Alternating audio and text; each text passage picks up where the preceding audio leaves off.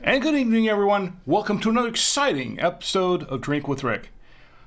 This is the 200th episode of Drink with Rick on the Saturday night Winestream. And I'm pretty excited. I'm so excited I kind of messed up the open, didn't I? But it's okay. Welcome to the Saturday night Winestream and the 200th episode of Drink with Rick. I'm Rick, and tonight this is a special occasion because this is the 200th episode, and I have a very special wine to open tonight. A very, very expensive wine.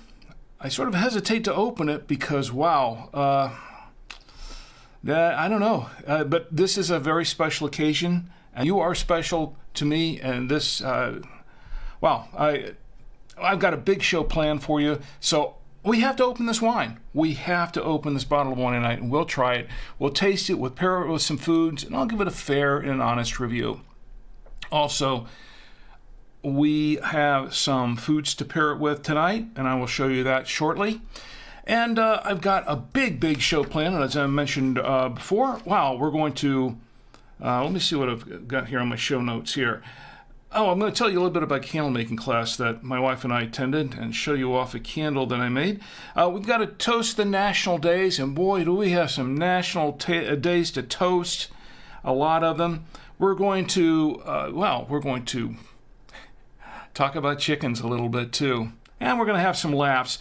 Also, I've got some photos of my studio as how it progressed over the last 200 episodes, and I'm going to show you a few clips from the early days so you can see what it looked like in the very, very beginning, because we did kind of start ugly there.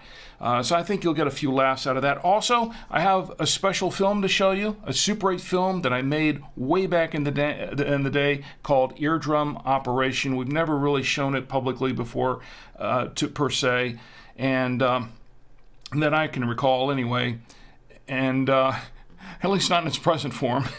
So I hope you'll join me for that. I think you'll like it. It's very funny, and it's kind of apropos to one of the days that we're going to be toasting as well. And we're going to do some giveaways. We're going to have some giveaways on the show.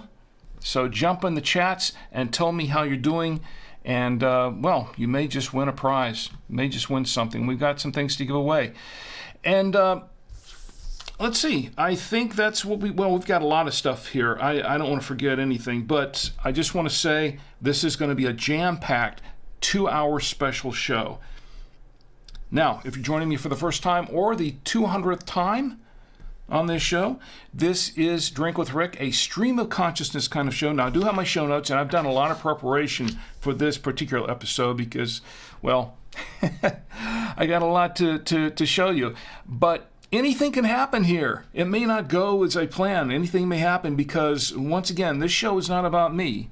The show's somewhat about the wine, but the show is really about you and me getting together on a Saturday night, kicking back, relaxing with our favorite libations, our favorite snacks, whatever they are, and just having a great time together.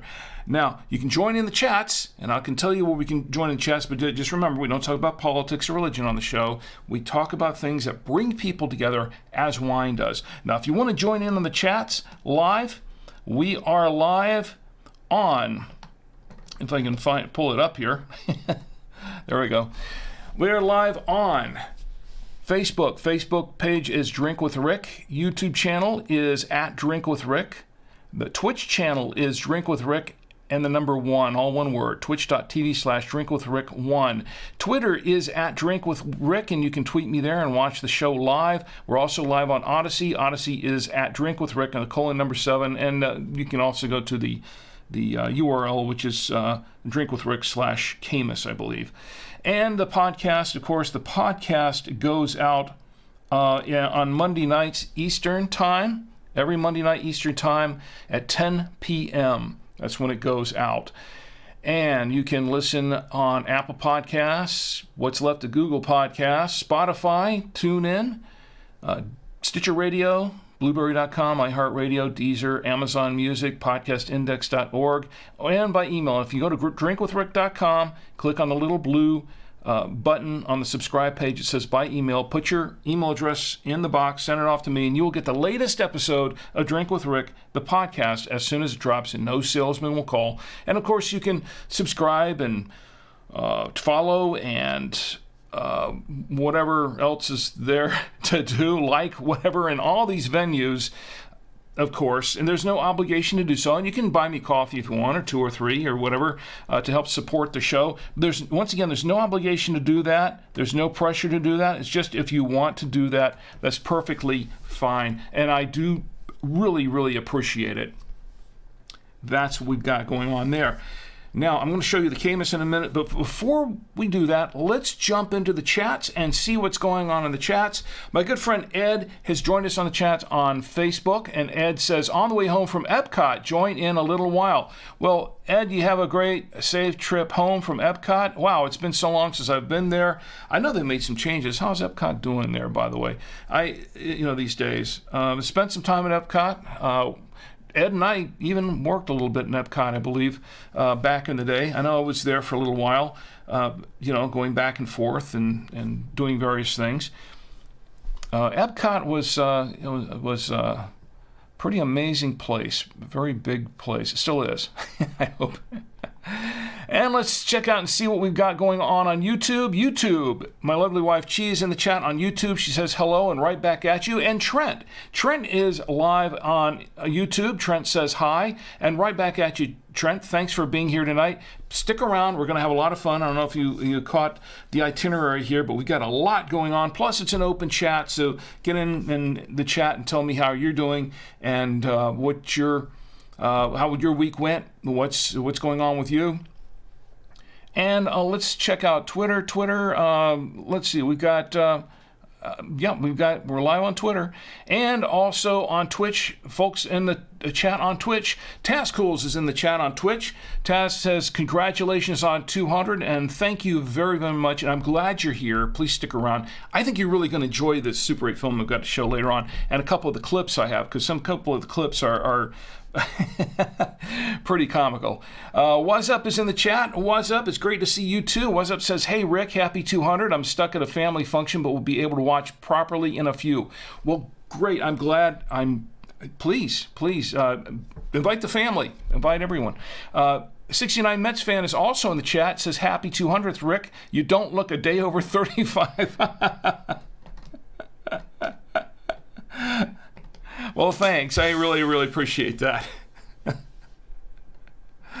CM Cinder's in the chat also. And hi, CM Cinder. She's waving at me. And Photo Ray is there. Let's see who else we got here. Did I catch Photo Ray before? There he is. Photo Ray's in the chat. He was the first one in there waving at me. And it's great to see you, Photo Ray. Thank you for being here. By the way, I received an email from Photo Ray earlier in the week.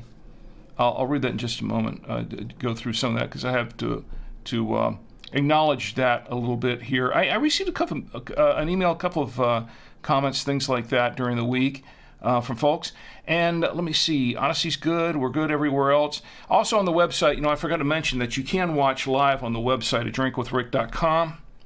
I don't have a live chat going there, but if you click on the post for this show that's going on right now, enter your comments in the comment box. I will respond in kind. So, well, you know what? Let me make sure that's happening because, wow. Okay, now we're live because I had it set in draft mode. And so now we're live and we're good. So we're okay. We should be good. If anybody is on Drink with Rick and doesn't see it, let me know and I'll investigate that. In between all the clips and everything else we're doing tonight. Okay. Oh, there's one more thing I was going to do. I'm going to show you how to make Leprechaun beer because, it was St. Patty's Day yesterday. We're going to make some Leprechaun beer, and I think you'll enjoy that as well. I'm going to show you how to do it. It's pretty cool. So, anyway, that's what we've got going on tonight's show. And let's see. Oh, yes, let me read before I introduce the wine, let me read a couple of these here. I've got...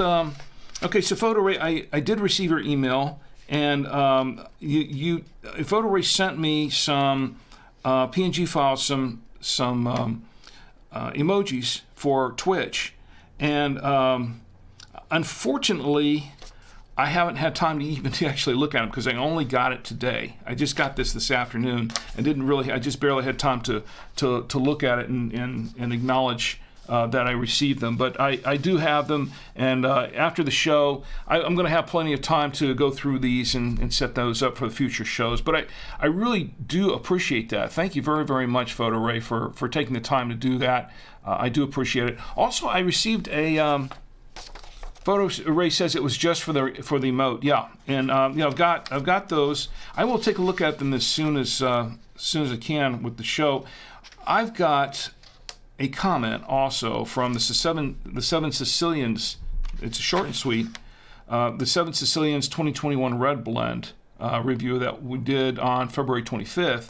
That was episode 197, and this is from from Susan. And Susan says, had the Seven Sicilians last week. We really enjoyed it. So apparently she really liked the review, and they tried the Seven Sicilians, and they liked the wine. I kind of figured because I thought it was a pretty decent wine. I like the wine. So that's what we have there. Okay, so let me show you the wine. Oh boy, this is something, some kind of wine. I'm going to tell you a little bit about it. This is what we're drinking tonight. This is the Caymus Vineyards. Caymus Vineyards 2020 Cabernet Sauvignon from Napa Valley. This is a Napa Valley wine. Now, I'm going to read the front of this because it's a lot on the front and the back. It says Caymus Vineyards, Cabernet Sauvignon, Napa Valley, bottled by Caymus Vineyards in Fairfield, California, USA. A rich, long history of grape growing and winemaking, remaining owned and operated by the Wagner family since our founding. And here's the back of the wine. I'm going to read this. There's a lot to read here. All right, this tells a little bit of the history. And I think a lot of those who are in the wine industry know the Wagner family. They're very well known, and they have a long, rich history with grape growing. And this is what it says on the back. My parents, Charlie and Lorna, grew up a mile apart in Rutherford, Napa Valley. After marrying, they farmed grapes and sold them to local wineries. Yet Charlie became captivated by wine and winemaking himself. In 1972, I joined my folks to make wine commercially, and we never looked back. Caymus remains a hands-on family winery located where we began, in Rutherford, a center point of Napa Valley's beautiful vineyards. I worked with my parents for 30 years, and we remain generational, with two of my children helping to run farming and winemaking.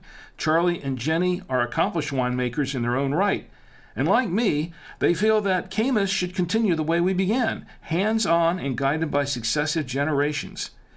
Caymus is best known for a singular expression of Cabernet, dark, rich, and luxuriously soft, exuding natural characters that are born of Napa Valley's special climate and soils. And that's by Chuck Wagner, owner, winemaker.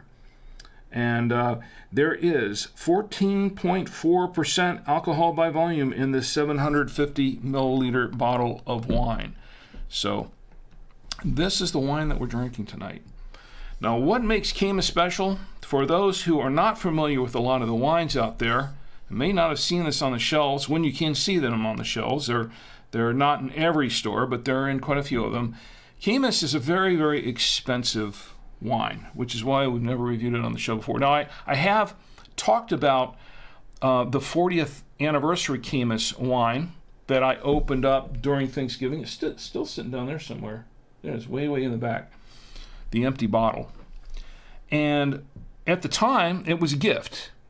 I can't afford to buy these things myself. To me, really, I can't. So I received it as a gift.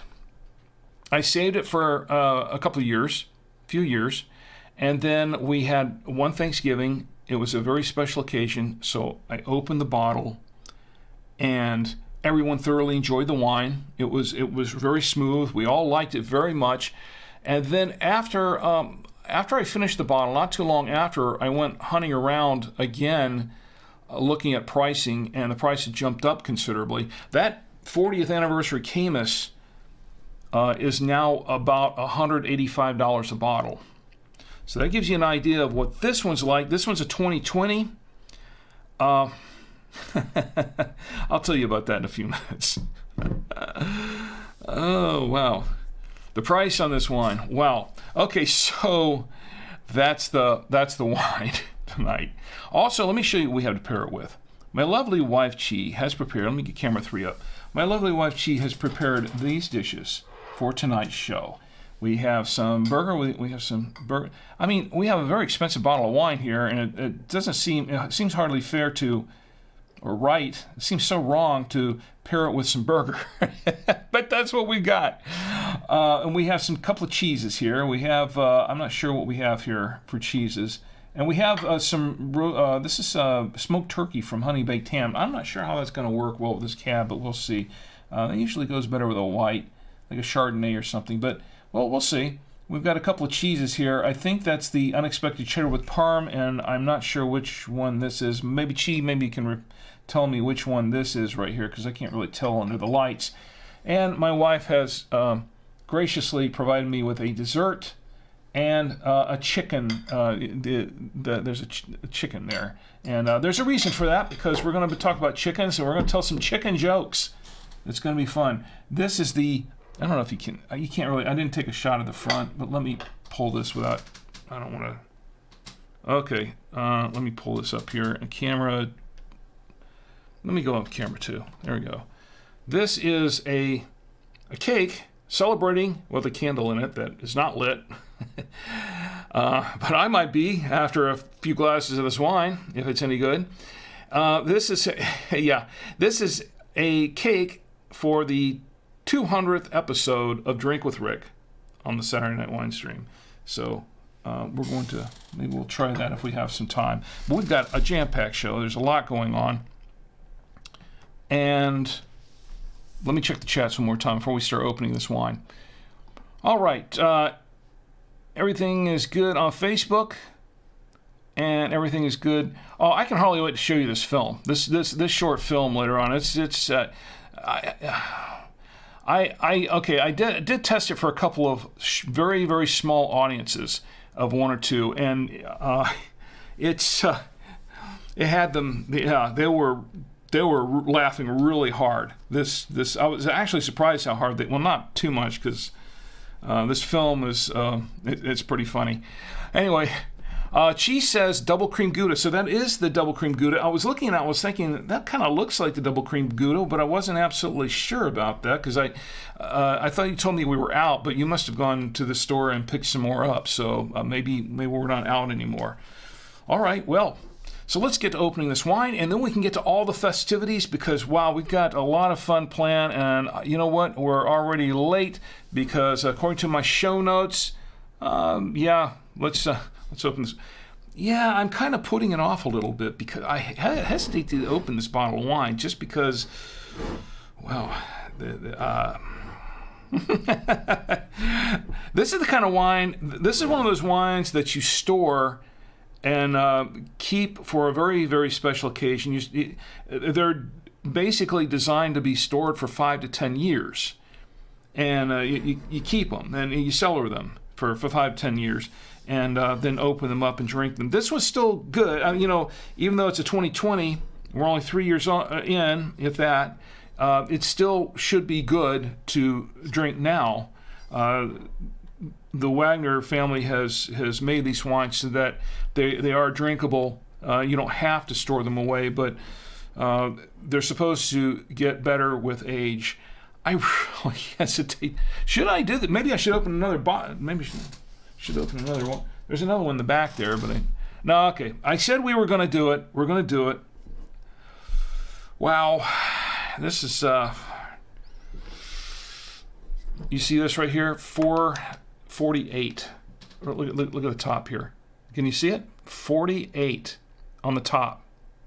48. So that's 8 years after the 40th, I guess. All right. Well, yeah, my hands are shaking a little bit because, well, I'm nervous about opening this bottle of wine, and once you hear the backstory on this, once you know what it, how much it costs, if no one's Googled it up, if you haven't Googled it up yet, which you can, Caymus 2020 Cabernet Sauvignon, then you'll understand why I'm a little bit, have a little trepidation about this. I'm wow. Okay. Well, let's go ahead and uncork the wine, or as I like to say, decork the wine. I have fixed this, by the way, so it's supposed to open up fine. Let's see, and it opens up fine. Nice healthy pop. Let me set this down here for a little while. All right, here we go. We're going to pour this and open it. We're going to pour this and taste it. I'm sorry. See how nervous I am about... I'm not nervous about the show at all. I mean, I've been doing 200 of these things, right? I'm nervous about this wine. That's, well, okay. So let's go ahead and put the aerator in there. I didn't chill this, by the way. So put the aerator in there. All right. And then to hold the grape nectar, I have my genuine Galway. That wasn't a big enough. Not for this wine. No, no, no. It's got to be a bigger one. I have... Take two. All right. To hold the grape nectar, I have my genuine, trusty Galway. Irish crystal glass. Given to me by my employers at buytwowayradios.com. That was better the second time, wasn't it? I like the way these things ding. It's just something I do. It's been tradition for a long, long time. Okay, we're going to pour a little bit of this wine into the glass. I'm going to set this wine aside for just a minute. We're going to give this wine a good swirl on the official Drink with Rick coaster. And if someone reminds me before the end of the show, I'll tell you how you can get a pair of these absolutely free. Well, more or less free. You have to buy a stamp. You have to pay postage. That's about it. But let me see. Let me get this good swirl here. Get it to open up and oxygenate and breathe.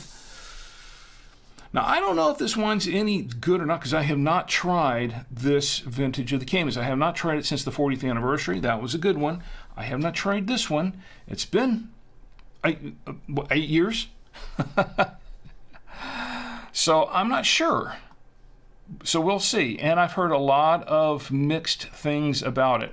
But I can tell you, I'm going to pull up some information, and then we're going to let this sit for a minute. And while it's sitting and breathing and just opening up a little bit, let me pull up some information, some more information about this wine. And I'm pulling this up live on the web. And let's see, I've got my bookmarks here. Yeah, I've got my bookmarks. Let me see. Well, I had a lot of bookmarks. I don't want to open up too many of these. Wow. All right, the Wagner. I went to the Wagner site. I'm not going to pull that up right now. It's pretty much everything that's on the back of this label, I think, for the most part. Let me pull up Wine Searcher. Where to buy it? We'll tell you where to buy it. That's a good place to start. Wine Express has it, and they give it 4.25 out of 5-star ratings out of 21 reviews. Let's see who else has it. I think Vivino had it listed for something around the same. Let me pull up the Vivino one. Caymus. There we go. There you go. All right, Vivino has it listed. They give it 4.6 stars out of 7,496 ratings. Now, this is a well-known label. The Wagner family has been around for a long time.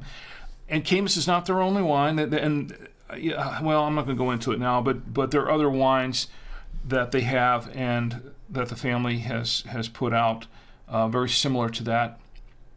There are a few wines that kind of taste like a Caymus a little bit, and that's another story we'll get into another time. But let me tell you what we've got price-wise. Now, hunting around the web, if you haven't done it while I was pulling this up, Wine Searcher has it listed for $84 a bottle. Now, they have it listed at Westgate Wine, North Carolina, and Raleigh for $37.50 a bottle, but that's a half bottle. That's a 375 milliliter bottle. That's a half bottle of this. And the same thing with Rye Brook Wine and Spirits in New York, $39.71 for a half bottle. Most of these prices here on this first page are for half a bottle. Because a full bottle is very expensive. High Time Wine Cellars in California, $42.98. Winehouse in California, $42.99. Garnet Wines and Liquors in New York, $44.99. I'm not going to read all of these, but I think you get the general idea. These are for the half bottles. Now let me get down to the 750 milliliter bottles. Celerators in New York, $69 for the 750 milliliter bottle of 2020 Caymus Cabernet. Benchmark Wine Group in California, $70. Wine Bid in California, $70. Cellar Trading, Domain Storage in D.C., $70. Woods Wholesale Wine in Michigan, $73.96. Lucan's Wine and Spirits in Florida, $73.99. Let's see. It's just, you can get a fair idea that this is not a cheap bottle of wine. Wine Express has it listed here. I'm going to close this. Wine Express has the Caymus 2020 listed here for $89.95 a bottle. $89.95. And then they have a save 10% thing on there. So, I don't know, you might be able to get a little bit cheaper than that. Vivino has it listed for $79.99 a bottle. Now, I went to Trader Joe's the other day, and I saw this Caymus sitting, not this particular bottle, but they had it there on the top shelf where most of the really expensive wines are. The top tier wines, as they call them, on the top shelf, top tier, for $74.99. And I thought, whoa, because she gave this to me as a gift for my birthday. It was a birthday gift. So I saw it for $74.99, and I said, oh, wow, she paid $75 for this bottle of wine. Wow. And I went home, and I asked her, I said, I saw this at the Trader Joe's for $74.99 for the bottle. And she goes, oh, well, I didn't get this at Trader Joe's. That's not what I paid for it. And I'm thinking to myself, because she's usually pretty frugal about this sort of thing. She's a very smart shopper. She didn't know Trader Joe's had it, apparently. She saw it. She purchased it at the only place that she really saw it, and that was at the local Harris Teeter, local supermarket here. And she said that was the last bottle they had, and it was $80. And I thought, whoa, $80. What a deal. So we're looking at an $80 bottle of wine here, which is, now you understand my apprehension to open this bottle. I'm apprehensive to try it, but we're going to try it anyway because it's open. Now that it's open, we're going to try it. We don't have a choice. PhotoRay has it looks like an emoji there, a squid emoji. Oh, that's pretty cool. I like that. And let's see what else is going on here in the chats on YouTube. Okay, Kane's in the chat. Kane, it's great to see you. Kane is in the chat, says, I like wine spread cheese. It's like orange and red mix. I think of, I'm still looking for the Coppola cheese. And I got to try that. I'll start to write that down.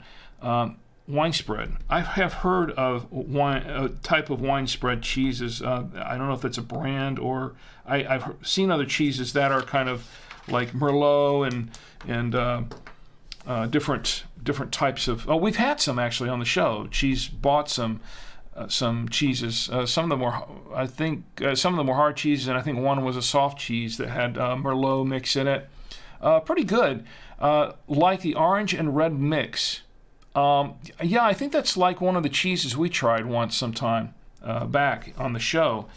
Anyway, we're going to give this a little bit of whiff because the time, we've got so much going on, and hopefully we can pack this all into, it's on 10:36 already. Well, I've got a lot of stuff to show you. Okay. Let me give this a little bit of a whiff. Let me double check the chats here a little bit. Okay. A little swirl, a little bit of a whiff. Whoa, that's a little bit of complexity going on there. What's going on? It kind of smells a little leathery. And some blackberry. Some blackberry. Let's give it a taste.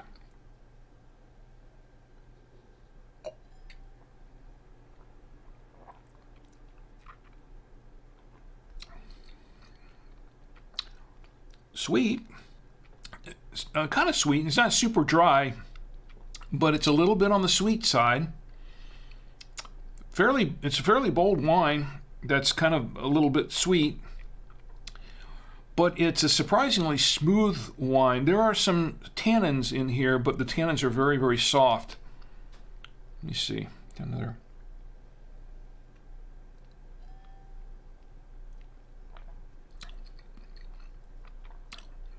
Little oak and some blackberry, and seems a little toasty, I think, but it does have some hints of chocolate in it. And I want to say, I'm not sure I'm tasting the licorice per se. Maybe that's just in my mind, but it kind of tastes a little bit like licorice.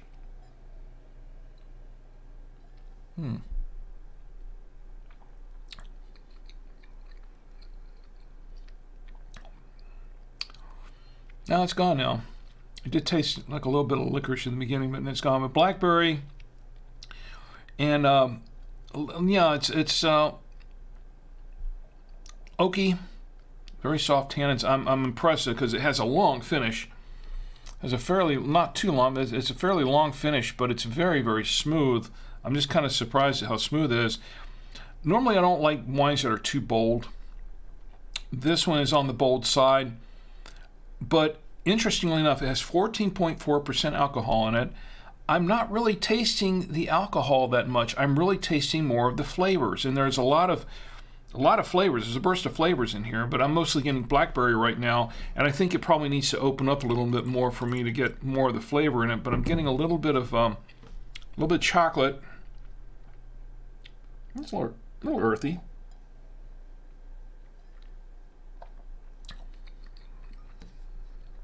And kind of toasty. Very interesting wine so far, but it's very smooth. And I've been told that it's a smooth wine, and I was kind of expecting it, but I was expecting it to be kind of smooth, but it also has some tannins in there. Interesting things. The tannins are very, very smooth. So, yeah, I'm going to have a glass of this and pair it with some food and see what it's like. I'm not sure what to make of it exactly because I'm not a person who really likes a lot of bold wines. And I do remember that 40th Caymus was very mellowed out and not as bold as I don't remember it being that bold. Not as bold as this one. So maybe this is still a little bit, young. I mean, the other one sat around for a few years. But so far, it's very nice. It's a very nice wine.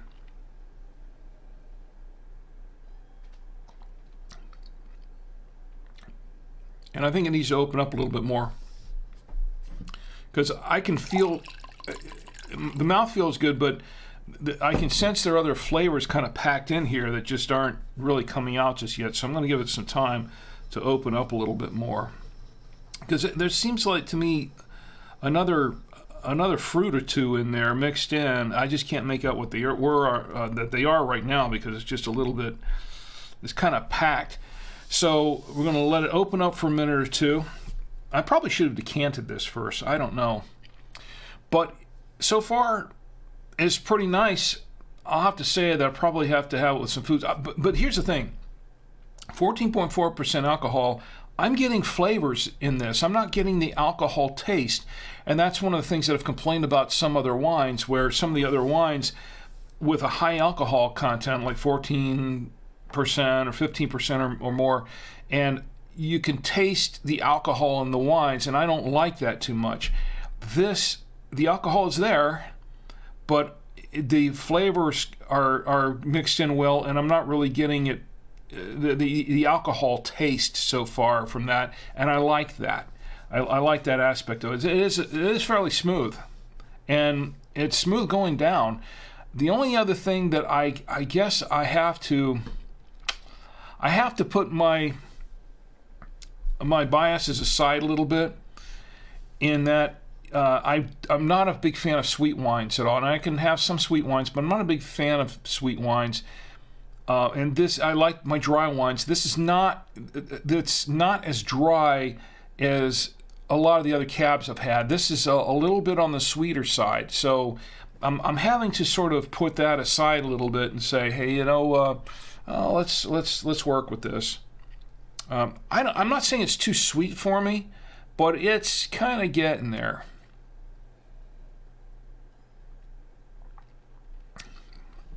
It's a little on the sweet side. Now, Chi, you might like this wine, because Chi does not like really dry wines, and I think this might be a wine that she really enjoys. So, I'm going to let this open up a little bit more before I give a final review on this. All right. In the meantime, and Chi, yeah, I think you might like this one. In the meantime, let's go ahead and pair it with some foods. So camera 3 is up. So yeah, I don't have a lot of. I think this is a wine that goes pretty good with steak overall. But this, we don't have steak tonight. We had some last time, but we don't have any tonight. This right here is burger. It's a Bubba burger. And if you're not familiar with Bubba burgers, they're quite good. And she grilled this one outside on the grill. And it's a good burger. I had a whole one for dinner tonight. These are, like everything else, these are leftovers. Not this wine, though. This is definitely not a leftover. Let's try it.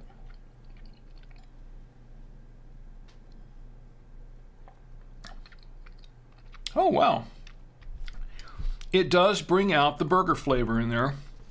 When she grilled it on the grill outdoors, it kind of brings out a little bit more of the smokiness of the burger, because yeah, this wine tastes a little toasty, a little, you know, I wouldn't say the smoke so much, but it's a little, yeah, it's a little bit toasty, oaky. So I think this works well with the burger, and I think it does work well with the burger. Let me clear the palate for a moment. Let's try it with smoke. Now, here's the thing. Back on camera 3, smoked turkey. This came from Honey Baked Ham, by the way. We love their smoked turkey. I believe that's what this is. Is this turkey? Is this chicken? No, this is not turkey. This is chicken. I thought it was turkey, but it's chicken. Because we had the smoked turkey, and it looked very much as white meat. No, I can't tell from out here. Let me pull this around. Oh, it is chicken. Okay. I didn't really give it a good look. It was way over there hiding. Most of it was hiding behind that centerpiece. Okay, so this is chicken. All right, let's try it with the chicken. This is a rotisserie chicken. I'm not sure this is going to be the best pairing. Let's see. I think the smoked turkey would have been better.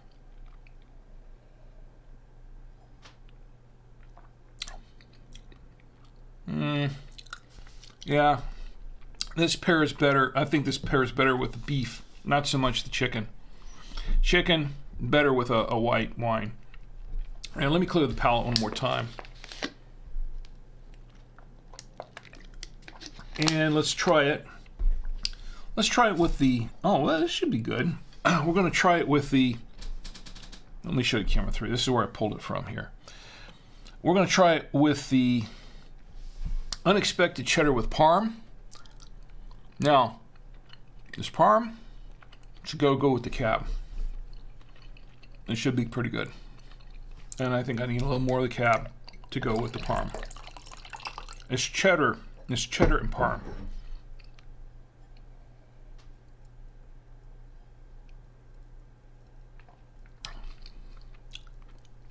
Okay, that's pretty decent. I like that. It's a good pairing there. Although it gives it a hint of a sour taste. It's kind of a sweet wine mixed with this cheddar with parm. It gives it just a little sour, bit of a sour tinge to it. Let me clear the palate one more time. And let's try it with the Trader Joe's Double Cream Gouda. Trader Joe's Double Cream Gouda. Now, as you know, we have never had a miss with the Trader Joe's Double Cream Gouda. We'll see if this works. And look, I forgot to do this earlier when I opened the bottle, but let's try it right now. Drum roll, please. A little early there. Drum roll one more time.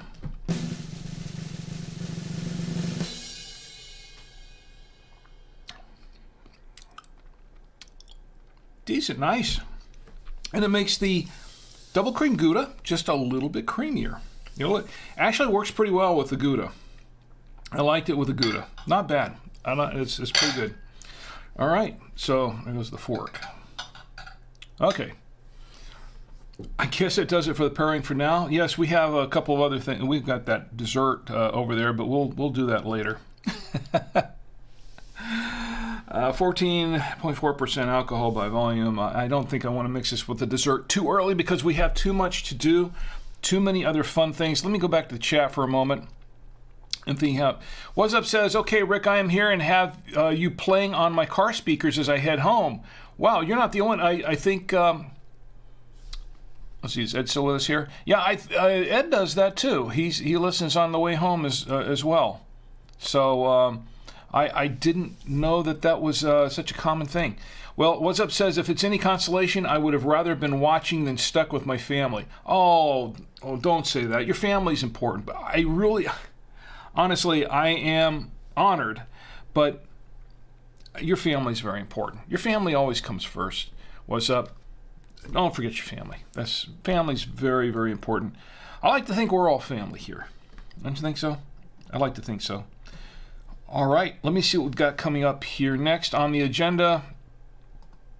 Let me check the other streams here for just a moment. We got a lot of streams going here. Okay, we are good for now. And let's get back to the itinerary. Okay, so we paired it with the food. Oh, I have one more thing to show you. Okay, the last couple of weeks, as you know, my birthday was last month, and then our wedding anniversary for Chi and me last month, and Tia's birthday. Hers was the 13th of February. Our anniversary was on the 14th, which is Valentine's Day, and my birthday was on the 15th. Well, my daughter Tia works for a place called Waxhaw Candle Company. I want to give them a shout out, by the way, for Waxhaw Candle Company, and she's working for them, and she conducts these classes on how to make candles. Now, for our anniversary, she purchased a gift card for us from Waxhaw Candle Company for a free candle making class, because they conduct these candle making classes there.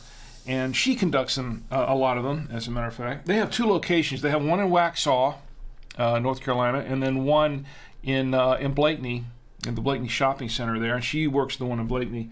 Anyway, we went there and we took the class. Now, I want to take some video to show you, but I didn't get to do that. But we did take the candle making class, and it was a lot of fun. I learned some things, a lot of fun.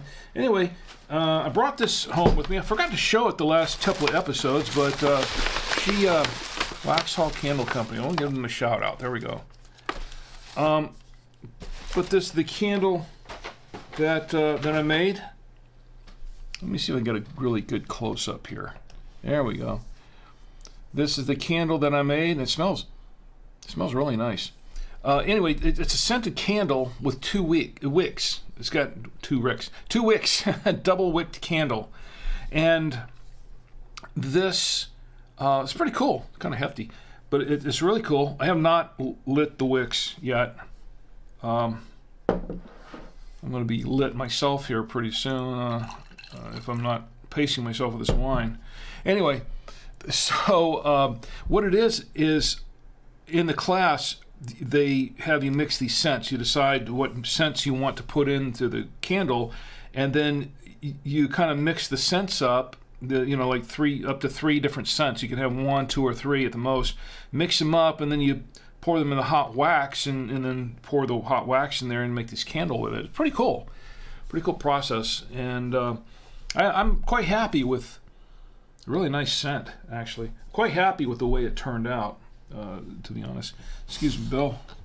Roadkill Bill's over here. I have to move him out of the way. All right. But I wanted to say thank you, Tia, and thank you to the Waxhaw Candle Company.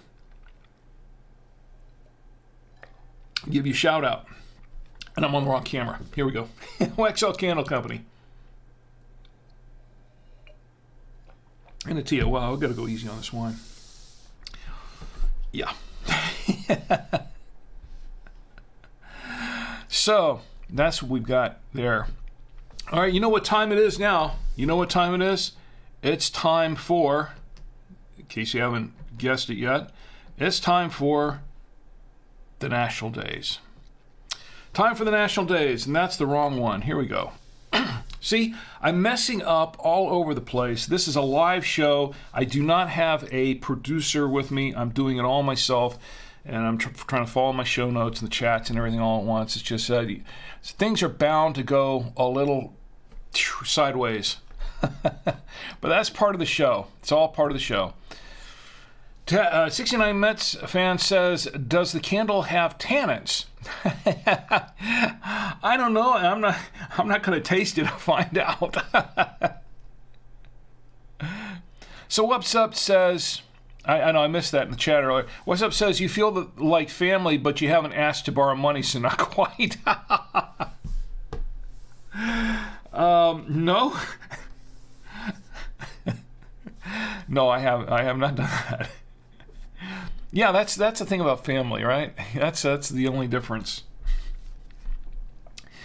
Taz says, if you drink enough, there will be 2 Ricks. And there will be, and at that point, I will truly be beside myself. So that gets another rim shot somewhere. So I'm a little slow in the uptake on these buttons here. I just redid my Stream Deck here so I could get like 3 pages of buttons here for this particular episode, and I'm still trying to get used to switching back and forth between all these little different pages of buttons. Anyway, so where was I? Oh, Christina's in the chat. Christina, it's great to see you. How are you doing? Christina is in the channel Facebook, and she says, what scents did you choose? I'm not sure it was good scents. No, actually, no, that's a good question. That's a very good question. I'm trying to remember what it was because she gave me a piece of paper and we smelled a bunch of these different scents, and I picked out 3 of them. And you know what? That's a really good question. I wish I could answer that for you, Christina, because I don't recall what they actually were. Tia might know. Tia might remember. Tia, do you recall if what the scents were that I picked out, or if you still have that piece of paper? I don't know if you all keep those papers after the candles are made, or keep them on file or anything, just in case somebody wanted to recreate it again and they liked their candle and make another one. Anyway, Tia could probably tell us and give us the list. To be honest, I don't really recall, but I might be able to get that for you, Christina. I might be able to get that for you and get back with you on that. All right, so Christina says, haha. So anyway, here's what we've got coming up next. Now, I have on my list, oh yes, the National Days, that's where we were. There's my stream of consciousness going. All right, so here are the National Days. We've got all that queued up back there. Boy, do we have some National Days to toast. All right. Today, March 18th, 2023, for another hour and 4 minutes, is Global Recycling not bin. I do that automatically. Bin, recycling bin. Global Recycling Day. It's Global Recycling Day, and that is to remind ourselves about recycling and taking care of the environment. And I'm all for that. As a matter of fact, my wife is, well, she'll be the first to tell you that I'm probably a lot more particular about making sure everything gets recycled than she is, because she'll take the foil and, after she's used it, toss it in the trash. I pick it up out of the trash and put it in the recycling bin. So, yes, I'm all for Global Recycling Day. I'll drink to that. It's also National Corn Dog Day. This changes annually, from what I understand. But today is National Corn Dog Day. You like corn dogs? Who doesn't like corn dogs? I think some people don't like corn dogs, but I happen to love them. It's just I can't really eat them that much anymore. So here's the National Corn Dog Day. I'll drink to that. By the way, all of these national days come courtesy of nationaldaycalendar.com. NationalDayCalendar.com is Marlo Anderson's website. He's the CEO of NationalDayCalendar.com, and he does a great job of curating all these and getting up on the website. And if you've heard, like, your local radio station or whatever giving out, or TV station, whatever, giving out the national days, this is generally where they're pulling them from. So that's where these are coming from. And a shout out to Marlo and the gang over there at NationalDayCalendar.com. Appreciate it. So today's also National Biodiesel Day. It is. I'm going to go run through some of these and toast them all at once so I don't kind of overdo it here with the wine. National Biodiesel Day. It's also, today, March 18th, is National Sloppy Joe Day. You like Sloppy Joes? I like Sloppy Joes. It's been a while since I've had one, but we've had them on occasion. They're pretty good. I like Sloppy Joes. National Sloppy Joe Day. It's also Lacy Oatmeal Cookie Day. Lacy Oatmeal Cookie Day. I love oatmeal cookies. I'm not really familiar with the Lacy oatmeal cookies. They have, if it has icing on it, I'm all for that. Here's for all those national days. It's also, okay, I'm going to skip this one first. National Supreme Sacrifice Day, March 18th, and this is a serious one, is National Supreme Sacrifice Day. This is a day where we honor all of those men and women who give the ultimate sacrifice in the armed forces, the police, the fire, the medics, the first responders, and all those who risk their lives for us each and every day. Because, that is the ultimate sacrifice. To give your own life for the life of a friend, and even more so for the life of someone you don't even know. That is the ultimate sacrifice. So I want to take a moment and toast, out of reverence, to toast National Supreme Sacrifice Day.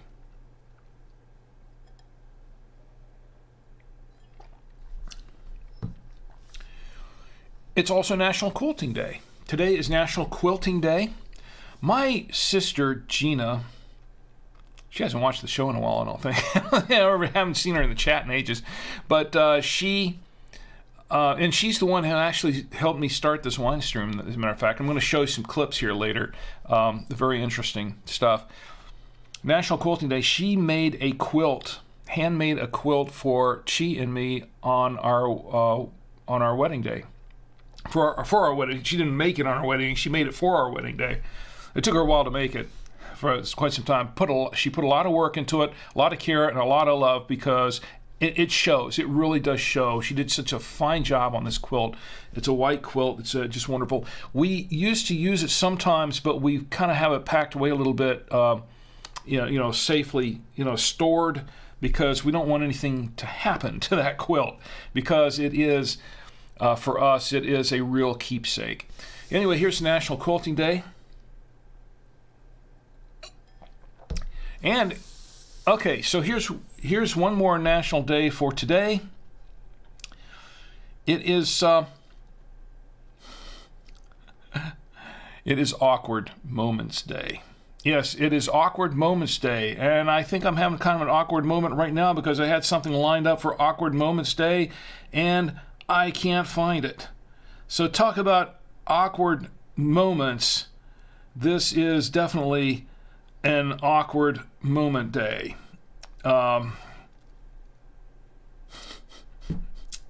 I can't find it. I was going to do something for Awkward Moments Day, and I can't find it anymore. What can I say? That is truly an awkward moment for me. Here's the National Awkward Moments Day. I think at this point, because of all the awkward moments, we need more cowbell. Yep.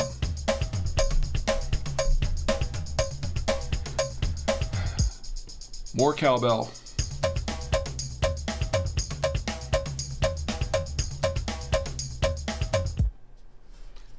Yep, talk about an awkward moment. All right, we have some national days for Sunday, and there's a reason why we are doing Sunday, because they're kind of tied into some of the other fun we're going to have right now. Christina, I hope you'll stick around for this because I think you'll find this a lot of fun. It's March 19th, which is going to be March 19th in 57 minutes. International Clients Day. International Clients Day. It's also National Backyard Day.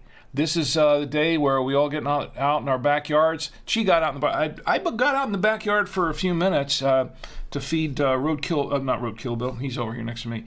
I went out there to feed Backyard Bob. Backyard Bob is the raccoon that I've kind of befriended, and I feed him and that sort of thing. So it's Bob the Raccoon. Backyard, a.k.a. Backyard Bob is what I've named him. And I've got some stories about him, but we won't go into that now. National Backyard Day. Now, I'll drink to that. Ooh. Okay, it's also International Read to Me Day. Today is International Read to Me Day. You know, when I was a young father, when my kids were born, that was the first thing that I did for my kids. When they were born, I committed myself to saying, I'm going to read to them every night. That's what I was going to do while they were kids. And that's what I did, pretty much. I may have missed one or two nights, but most of the time, whenever I could, I made a point to be there to read them a bedtime story every night. And I'm glad I did, because it was something that it's just a really, really enjoyable thing to be able to read to your kids. And they have a great time, and you have a great time. And before I had my own kids, I was reading to my nieces and nephews, particularly my nieces, Elise and Angela. I would read them. I read stories to them, their books all the time, and sometimes I'd throw in my character voices and things like that, and they really enjoyed it. Read to Me Day. Well, in honor of Read to Me Day, to celebrate Read to Me Day, I'm going to read something to you. A short passage from the official Drink with Rick wine tasting notebook. That's right. This Drink with Rick wine tasting notebook is available from Amazon for $8.99. But we're going to give away some on the show tonight, because I give them away. They're up there for sale on Amazon if you want them, but I usually give them away, and everybody can get in the show. And some of you have already won some, but for those who haven't, you'll have a chance tonight, among other things, because I'm doing some giveaways. Let me read you a short passage about this, and this is, I'm going to read the About Rick page. How about that? About Rick. Rick is not a sommelier. He doesn't play one on TV. He just likes to drink wine. He doesn't know everything about it, and he doesn't pretend to be an expert. He's not. But he knows what he likes and what he doesn't, and that's good enough for him. If it tastes good to him, he will drink it, and if he likes it, he'll recommend it. If he doesn't, he won't, and he won't drink much of it either. He'll just chuck it down the sink, and that's what counts. because that's the way most people in the real world drink wine. They aren't hung up on all the nuances of a fermented beverage. They don't want to waste time with all the pretentious pomposity associated with wine snobbery. They just want to enjoy it in the fellowship of family, friends, and acquaintances who share their interest in this wondrous grape nectar. After all, at the end of the day, isn't that really what wine is all about? So that's there's more here, but I'm not going to read it all. Anyway, I did read something to you tonight to celebrate the international Read to Me Day. I'll drink to that.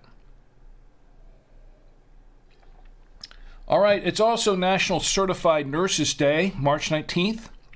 Certified nurses. And to certified nurses everywhere, I say, here's to you. It's a tough job.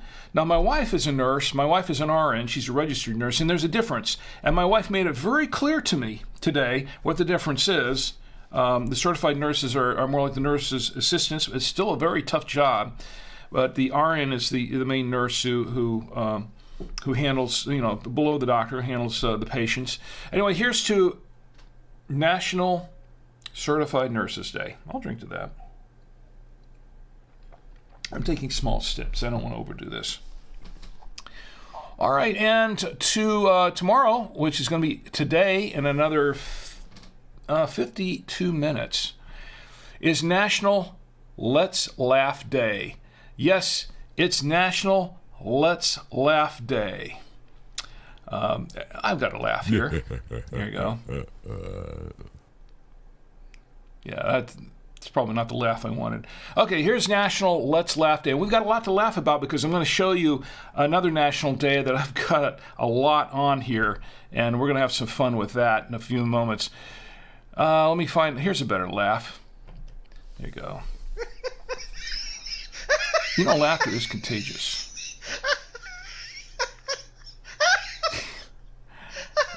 Yeah, this one is kind of contagious.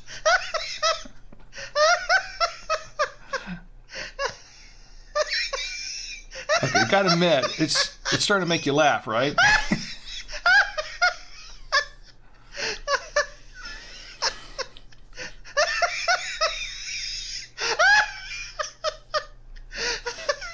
Yeah.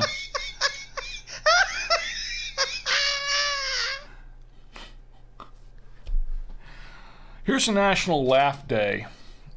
National Let's Laugh Day. I'll drink to that. All right.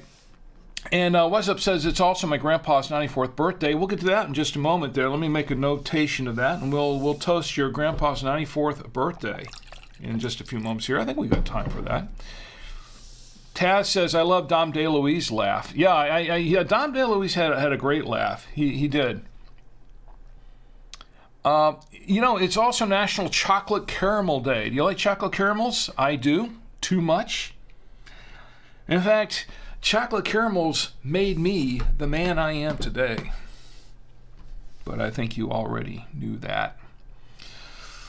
All right, and it's also, okay, here we go. Tomorrow, which will be today in 50 minutes, is National Poultry Day. That's right, March 19th is National Poultry Day. Now, to celebrate National Poultry Day, I have some pictures somewhere of poultry. And as we look at pictures of poultry,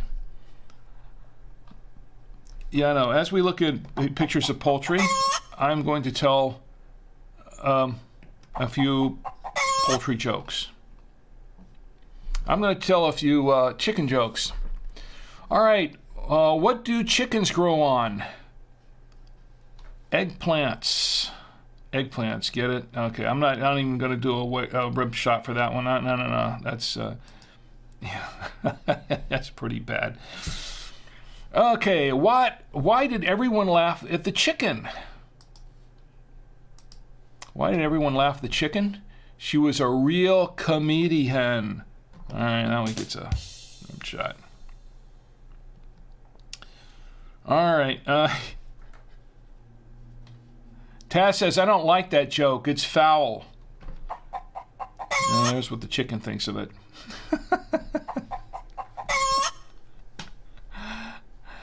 All right. What sound does a negative rooster make? Cock-a-doodle-don't. Cock-a-doodle-don't. Yeah, I don't know. Cock-a-doodle-don't. Here's a good picture of the chicken. Here's some more chicken jokes. What do you get if you cross an elephant and a chicken? A pachyderm. You know, yeah.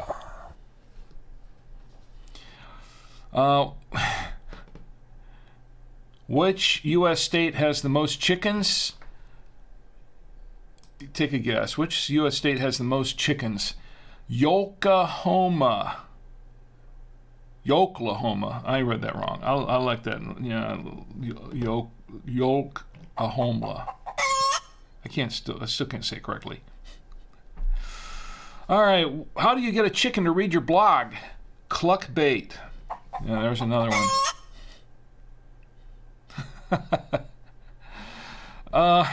Yeah, there was one I saw here earlier that I'm trying to remember what it was. What do you call a great chicken? Impeccable. Yes, impeccable. Oh, here's some good ones. All right. Why did the rooster go to KFC? He wanted to see the chicken strip. Okay. And here's another one. Why didn't the chicken go to KFC? It wasn't on her bucket list. Yeah. All right. What do young chickens like to watch? Chick flicks. Yeah, we like to watch chick flicks. Let's see. What do chicken philosophers think about? The meaning of existence. Yeah, that was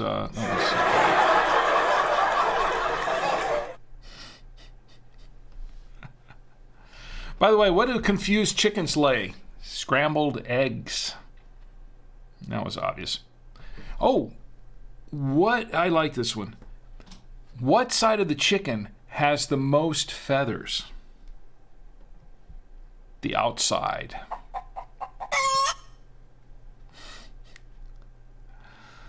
'69 Mets fan said, why did the chicken cross the road? I don't know. Why to get a drink with Rick. I'll give you that one.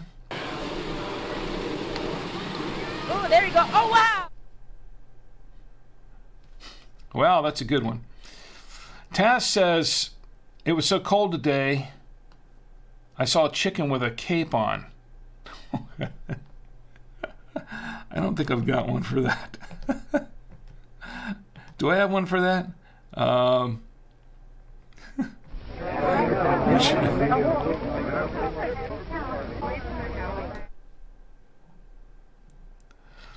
Oh, let's see what Ed's got. Ed has anything better?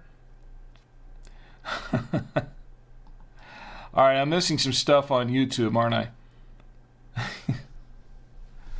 All right, so chicken jokes. Enough chicken jokes? All right, we've got to toast National Chicken Day, don't we? Or National, it's actually National Poultry Day. I think of poultry as chicken all the time, but there's more poultry out there. I had pictures of what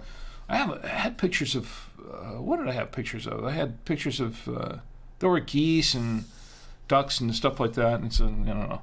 Do ducks count as they're waterfowl? I guess that's poultry, right? Okay, well, yeah, there are a couple of more pictures of. I did have a couple more pictures of poultry here. There's this one, and then there's this one. Oh wait, that's not a chicken. That's a fox. Yeah, fox and chickens. And there's a raccoon. Uh-oh. I wonder what's going to happen with these chickens. Oh, well. Yeah, well. That's what ultimately happens with a lot of chickens. Yeah. That was the wrong one, by the way. All right, so enough of the chicken jokes. Let's celebrate National Poultry Day, because we're going to do a little bit more of that in just a few minutes. National Poultry Day. I'll drink to that. Oh, wrong camera. Right here. Ooh. I'll drink to that. All right, what do we got coming up next here? We've got... Oh, I want to show you some photos of the studio. Now, as you know, this is the 200th episode of Drink with Rick on the Saturday Night Winestream.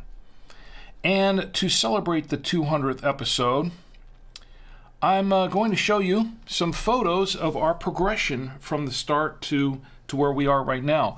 Now, as you know, I started as a podcaster. I've been podcasting for just about 17 years now.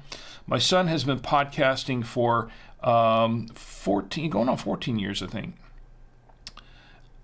And this is kind of what we started off with, just with our equipment here in our audio booth, our sound booth. Christina, I think you've seen this before. You've been in our audio booth before many years ago, and have seen the setup. I don't think it was quite as elaborate then, because I think we had only been in the house for about a year or so, and so at the time I only had one microphone set up there, and then we had two. But over the years, we have progressed and have added to our studio. So this is what, and this was Tommy. This was Tommy back in the day, working on. He was doing some voice work and things like that. I can't remember exactly what he was working on at the time, but he was doing some voice work for a podcast, or I think it was going to be podcasting one of his shows. But back in the day, but this is the studio in action. And then let's see what else we got here. All right, this is when we first started. Now, in the beginning, we were in this studio. We first set up the studio. We were basically shooting. We had a backdrop that I built, and it's actually now the floor. The backdrop that I built originally, you can see them on some of the old episodes or some of the old videos that we shot for the Free Stuff Show, freestuffshow.com. But it was originally a floor that we had painted blue and added some silver stripes to it. I don't have any pictures of them right now. But when I started doing, just before we started doing the Winestream, we were doing some green screen stuff, and then that's what it looked like with the green screen in place. And we were doing some green screen work with video. Now, when I started doing the Winestream, let me see if I have one that's an earlier photo of that. I don't think so, but you can see the table there. It was a base table. And when I started doing the Winestream, I started off with basically that table with a red tablecloth on it, just really cheap red tablecloth. You can see it in one of the clips I'm going to show you for the first episode. Then later on, when after the first dozen or so, the first 20, 30 episodes, I started building up the studio, so then it started looking like this. I invested in more equipment for the studio, and it started to look more like this, with the lights, that sort of thing. I put up some sound panels because we didn't have any at the time, and so it was kind of hollow. If you listen to the early episodes, there was a real hollow sound to it. Later on, as I went along and I invested more into it just a little bit at a time, I added these sound panels, and that's where we got those a better, cleaner sound from. Here's another angle of it later on as we grew along. This is a little bit closer. This is from I think towards the end of season 3. No, it was in the end of season 2, I think, and we had all those bottles of wine. So that's kind of looked like it there. This is basically a lot of what it looks like on my end, looking at from my end. When I'm looking at you, this is essentially kind of the view. It changes a lot. A lot of this has changed, but this is essentially a lot of the view that I have on my end when I'm doing the show. And this is from facing me, and this is one where we I don't always use it for doing the Winestream. This is kind of a multi-purpose set because I work for BuyTwoWayRadios.com. I do some videos. Tommy does some here too. We did one together during the holidays, and then all those things on the back end of that one you see are radios, two-way radios, and we shoot some stuff with that. But that's pretty much what the studio looks like. Pretty close to what it looks like now, except I've added some lights and stuff here since then that weren't there before. But that's kind of what it looks like on the back end. An inside view of the studio.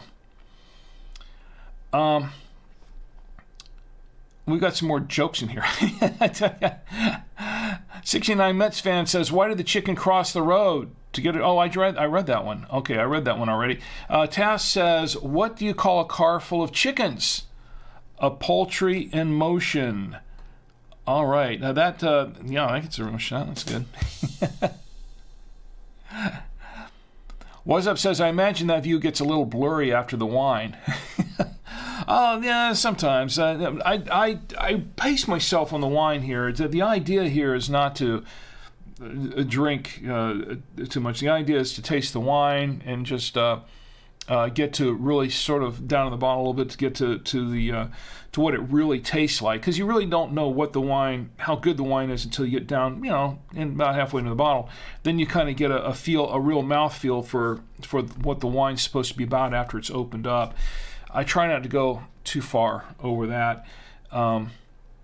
So, and sometimes in some of these wines I can't, because some of them the ones I don't care for too much. Yes, I have been known to, as I read to you before, to dump a few down the sink after the show. So I'll put on, okay, this is interesting, and then after the show's over I go, and it's in the sink. So it's not. I don't always savor all these bottles. So it's just something to be aware of. Photo Ray says, "Nice setup. Thank you. Made it myself." And what else we got here? Oh yes, okay. This is where we're going with this. I was showing you the studio setup. I'm going to show you some clips now. A few clips. A couple of them are on the long side. Most of them are kind of short, a couple of minutes, 2 or 3 minutes. But I'm going to show you the progression that we made, and I'm going to show you, because this is the 200th episode of the Saturday Night Winestream, I'm going to show you how this started, because it did start pretty ugly, so to speak. I really started with not a whole lot going on and very limited equipment. So this is, I'm going to cue this up here now, because I didn't have it queued up before. Where are we here? Film the video. All right, so I've got this. Do I have it queued up now? No, I don't. Okay. See, this is what happens when you don't have a show producer and you're doing it all by yourself. All right, here we go with the episode 1. This is episode 1. Bear with me. I'll be in the chats here. I'll get in the chats with you here a little bit during the episode, and any questions you have or any comments you want to make, I'll respond to you there. But here is episode 1, the very first episode of Drink with Rick on the Saturday Night Winestream, and it was basically just an experiment, and I'm going to explain this a little bit. Anyway, here is episode 1.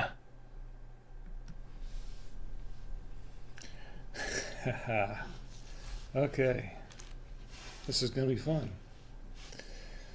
All right. Normally, this is the set of the Free Stuff Show live stream that Tommy and I do.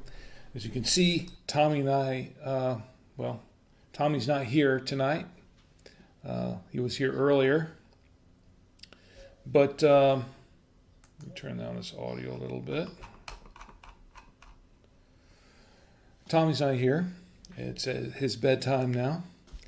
That means it's time for me to try this wine. I don't know if you heard about it, but Target has, a couple of years ago, Target released a low budget wine, about a $5 wine. It got some interesting reviews. Some people liked it. And this year, just a few days ago, Target released another line of wine. They released a premium wine, I guess, to go with their budget one. And this one is called The Collection. And I think there are 4 or 5 wines in this collection. They have a few whites, a couple of reds. They have a red blend. They have a couple of whites, and they have this cab. I picked up the cab because I'm really not a white wine kind of guy, and sometimes I can drink a Chardonnay or something like that, but really I prefer the drier reds and the kind of the fruitier reds. And the cab kind of fit the bill for that one. And this one looks pretty interesting. I can't say I'm crazy about the label. Doesn't look like much. I mean, for a premium, especially for a wine that's being sold as a premium wine, I would have expected something maybe a little bit, I don't know. Maybe they could, some people call this classy, but I don't know. It looks like they didn't put a lot into the label itself. That's just my taste, I guess, for art, for labels. But there are some wines that I do like. So we're going to open up this bottle. We're going to give it a try. And you have to bear with me on the opener because this one's falling apart on me. I've gone through 3 corkscrews in about the last year. And, well, yeah, I drink a lot of wine, but there we go.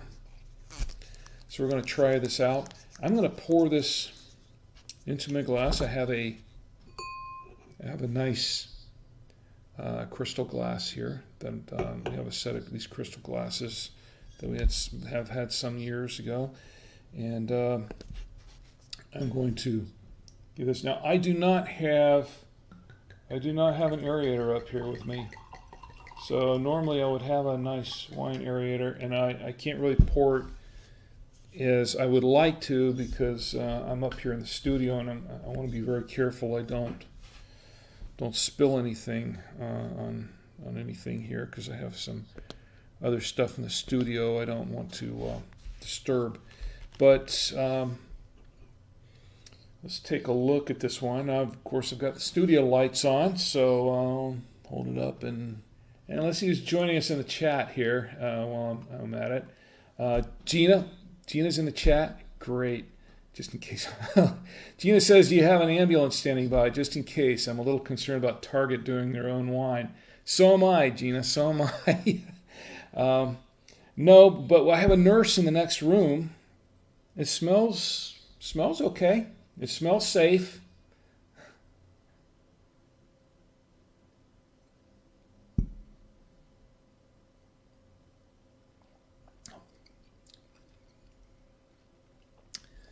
You know, it tastes kind of young. It tastes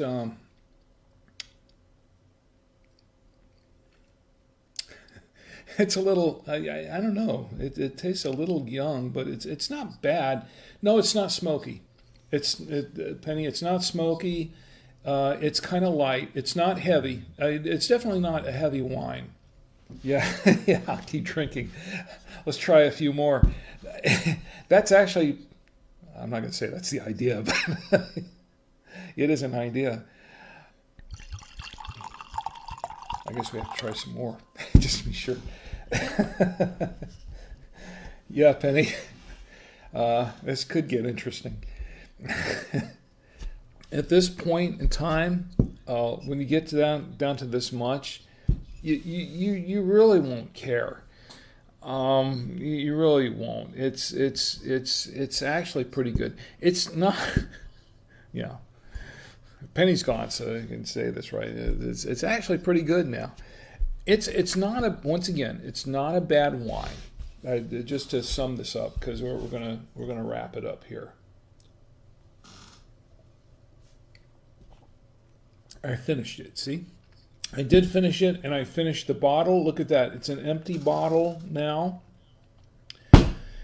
I did say that it's not a bad wine. It's not the best wine. But it is, thank you.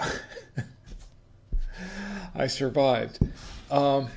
That's Cheese line. That's my wife's line.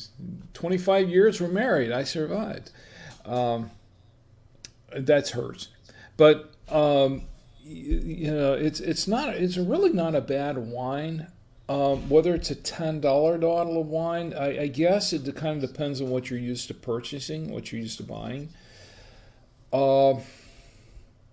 It's not. It's definitely not a $15 bottle of wine. It's. I really say it's more like a $7 bottle of wine, maybe. It's not bad. It's not the worst I've had, but it's not.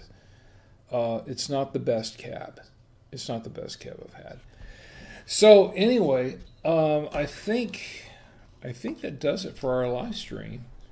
But oh wow, it was a great experience. Trying the Target collection wine, and next week I think next time we do this, it'll be the week after next, because I'll be at Podfest next week. Be Podfest in Orlando. But the next week after that, we'll do this again, and we'll open up another bottle of wine, and we'll have some fun, and open up some wine with me. Don't make me drink alone. Open it up with me, and we'll have some more stories. We'll have some more anecdotes, and we'll have a great time. The Saturday night wino. I like that. Thanks for watching. You guys y'all have a great evening, or rest of the evening. I know I will. I'm doing pretty well right now. Yeah, I was doing pretty well right after that show was done. It was a little over 2 hours, I think, is when that first one was, and we were just getting the chats. Okay, here's what started the whole thing. I went to Podfest the next week, and it had such a... The show had brought in about 200 viewers for that show. A lot of it's thanks to my sisters for telling all their friends about it. And so I had 200 viewers the first show, and this was only on Facebook. This was just a Facebook-only kind of thing at the time. So... I went to Podfest and told people about it, fellow podcasters, and they said, hey, you got to do this again. So I did. Now, I think, queuing up for the episode 9, when you get to episode 9 here, this is a much shorter clip than the first one you saw. This one, you can start to see that I'm starting to do some things with it, with the set. The first few episodes, I said, I wanted this thing to be better, but you could see some of the old pieces of it there, and then you could see me slowly adding to it. I was just slowly adding to the set. So here's the next clip. This is from episode 9. Now, if you see behind me, we've been working on the set a little bit here, a little bit there. My son Tommy's helping me out. He and I put these bookcases together. This is to help store the wine and the free stuff that we do for our free stuff show that we also record in here. And I have 3 bottles right there that we are going to look at, and we're going to say, which one are we going to open tonight? I left it open. I left the choice open tonight, not the bottle, but the choice open tonight as to which bottle of wine we're going to open and taste test. But I tell you what, we don't seem to have any objections in the chat, so I will go ahead and open this bottle of Gran Paso Rosso. And let me see if I can move it over here so we can all see it being opened. And of course I'm going to use my cutter here and my corkscrew, the fancy corkscrew that she got for me. She bought it for me for $5 at an estate sale, and that's what we've been using to open all the wines. It doesn't look like, you know what? It doesn't look like this has a lot of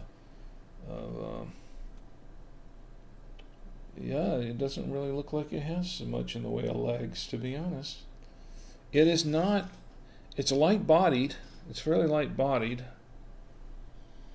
Let's give it a smell here, so make sure this is okay. That's an interesting.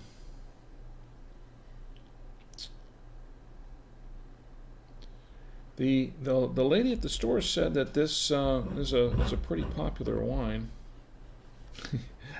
Popular with whom? I'm not sure. It has a kind of a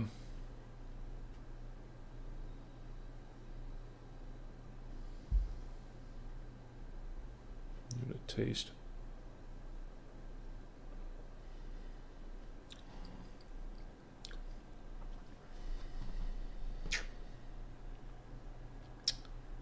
I'm not sure I'm liking that taste too much.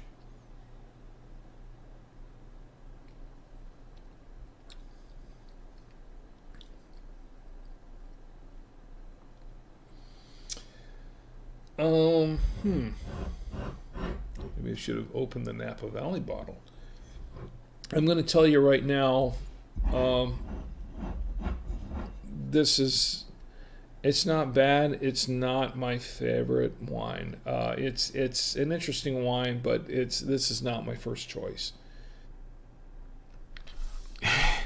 No, it wasn't. And that was one of those bottles that I wound up dumping down in the sink. The first of several that I actually did that to later on. So it was not, it was not my favorite wine. So I've got another clip to show you here in just a moment. Let me double check the chats here. I'm just catching up on everything. During the first clip, What's Up had asked me a question. He said, Rick, can you explain the benefits of a crystal glass, if any?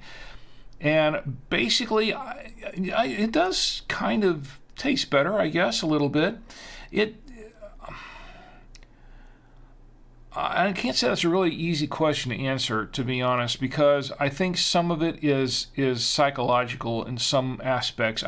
There are a lot of connoisseurs that swear that you pour it in a crystal glass and it tastes much better than a regular glass of wine. But you know what? This bottle isn't made of crystal. The wine is stored in this bottle for a long, long time before I pour it into a crystal glass and drink it out of the crystal glass. So I think it's part of the experience. I think it has more to do with enjoying the experience than anything else.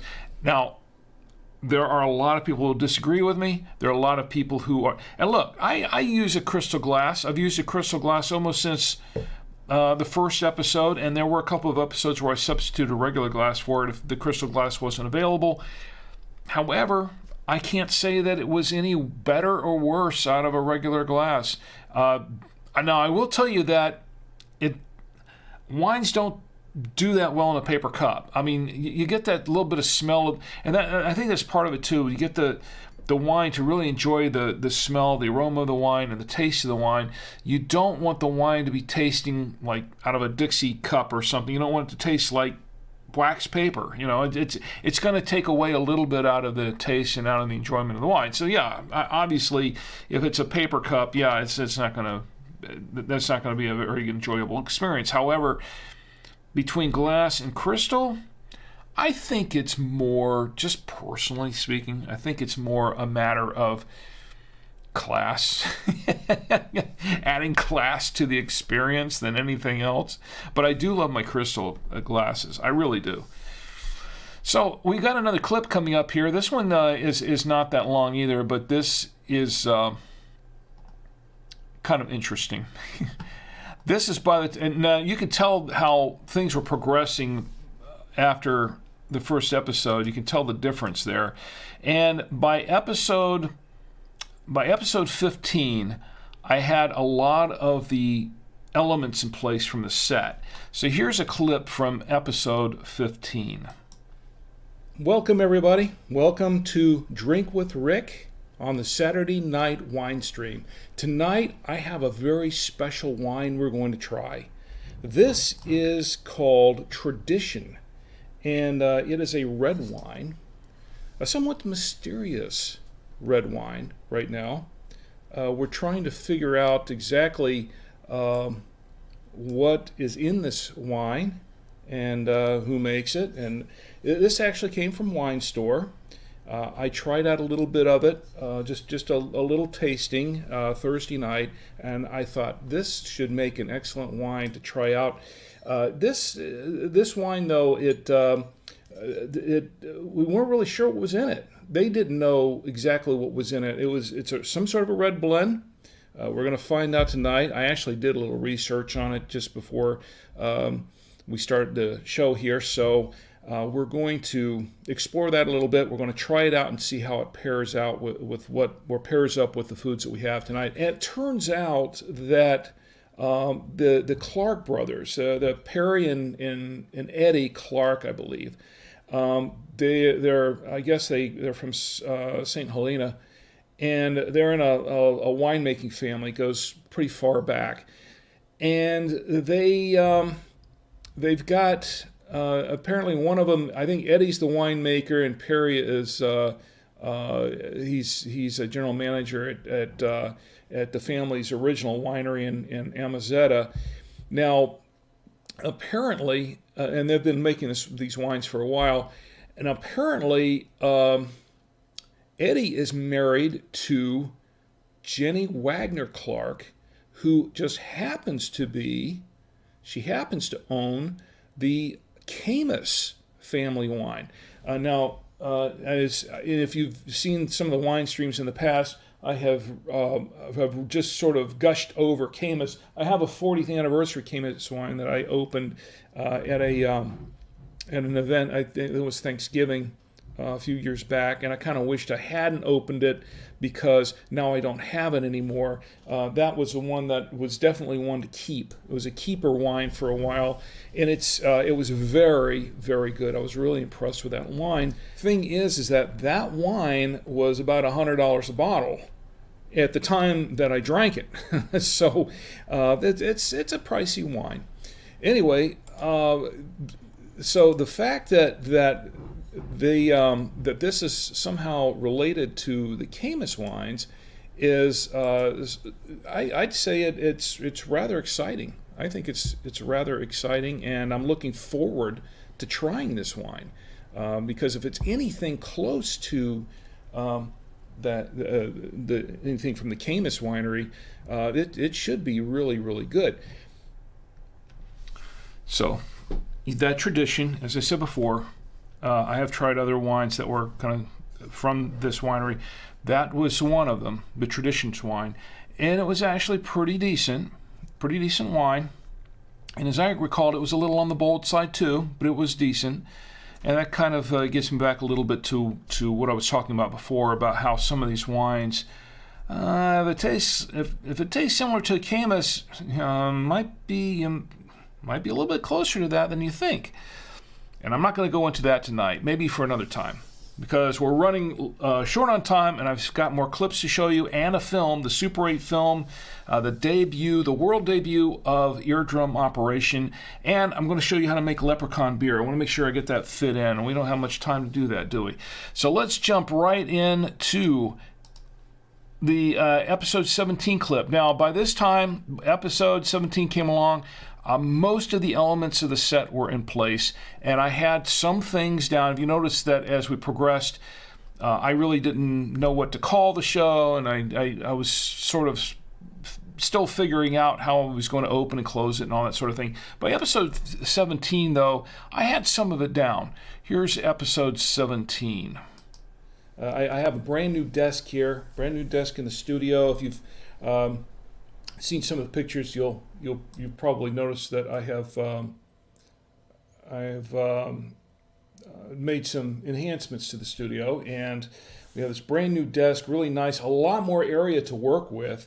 This is not just for the Drink with Rick Winestream, but it's also for a lot of other things that we do in the studio, such as the Free Stuff show that I do with Tommy. So it gives us both a lot more room. We'll be doing more podcasting here, and I'll be going more into that later. But I'm really excited about doing it because I was really cramped before. It was really cramped on this desk, and trying to open up wine, trying not to spill anything on anything else, and trying not to make a mess in general.